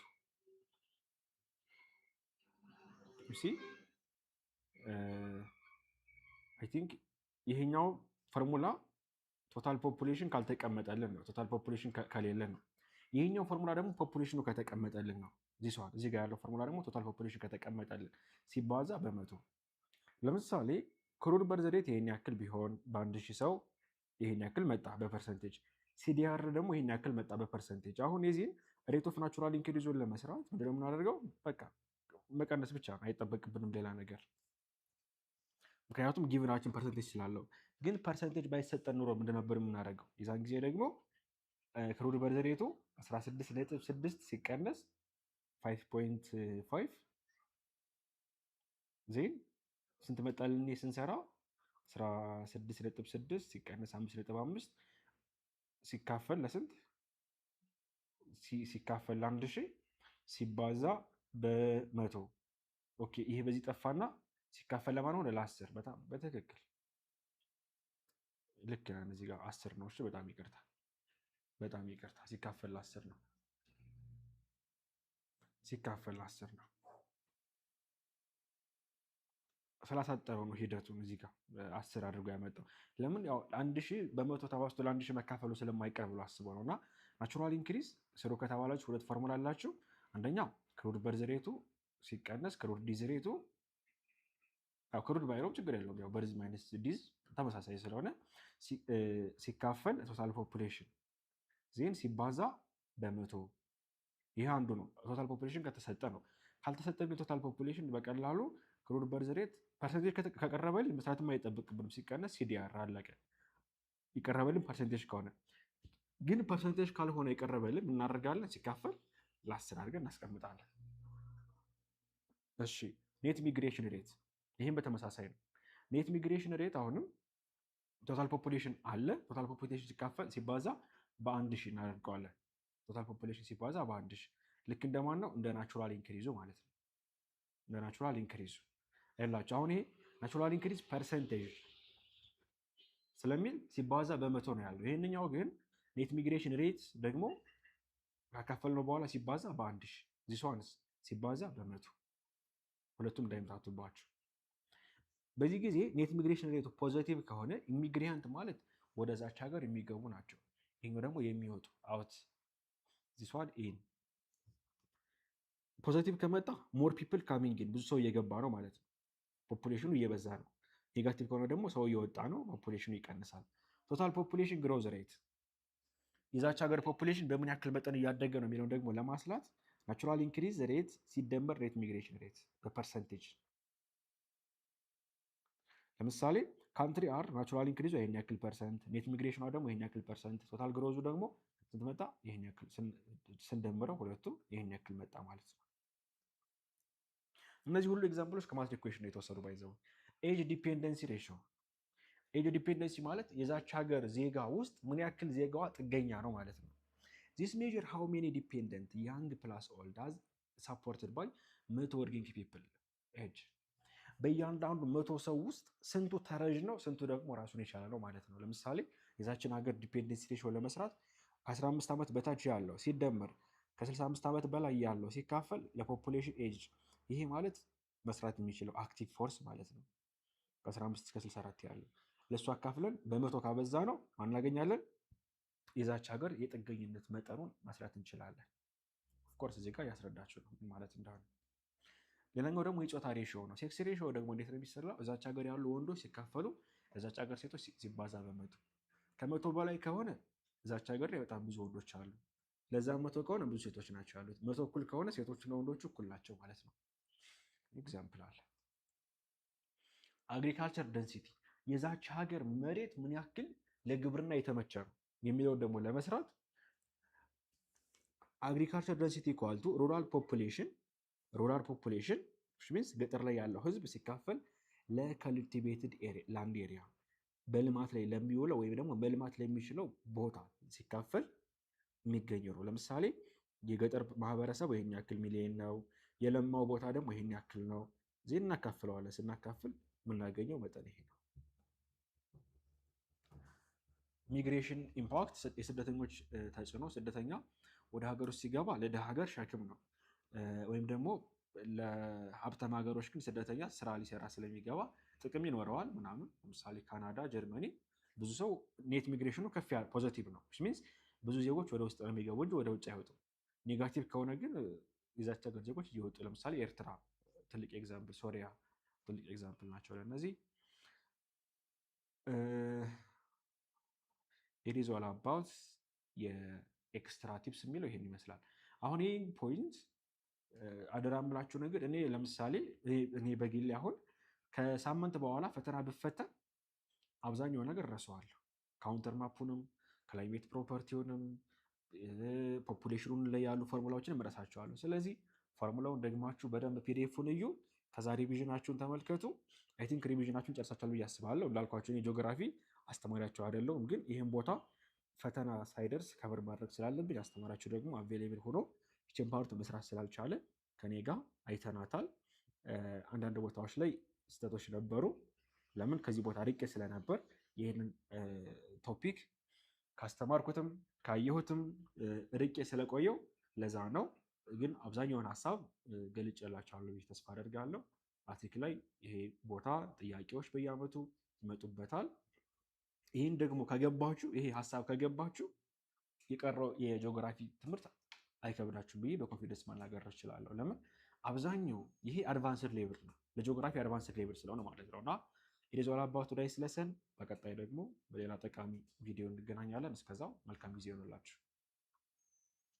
በዚያው አጋጣሚ ኢንትራንስ ትሪክስ ያዘጋጀላቸው የአጭር ጊዜ ክለሳ ፕሮግራም አለ። በሁሉም ትምህርቶች ላይ አስፈላጊ የሆኑ የ4 ዓመት የማትሪክ ኤግዛም ቡኮችን አካተንላቸዋል። የቅርብ ጊዜ የሆኑት ማለት ነው። ሪቪዥን ኖት አለ። ይሄ ብቻ ሳይሆን ይሄ ኤክስትራ ቲፕስ ነው፣ ግን እያንዳንዱ በቻፕተር ተከፋፍሎ የክለሳ ኖት ተዘጋጅቶላቸዋል። አብሮ ሜንሽን ተደርጓል። እዚህ ቦታ ላይ በዚህ ዓመተ ምህረት ማትሪክ ኩዌሽን መጥቷል፣ ይሄን ያክል ኩዌሽን ተብሎ ይቀመጣል ከኖቱ ላይ። እሱን ማግኘት ከፈለጋችሁ ይህንንም ኤክስትራ ቲፕስ ለሂስትሪም ለኢኮኖሚክስም፣ ኢኮኖሚክስ ላይ ደግሞ ግራፎች ናቸው ለብቻ የተቀመጡላችሁ። ማተስ ላይ ግራፎች ናቸው ለብቻ የተቀመጡላችሁ። እንግሊዝ እና ሴት ደግሞ ወርዶች ናቸው፣ የወርድ ኮሌክሽኖች ናቸው የተቀመጡላችሁ።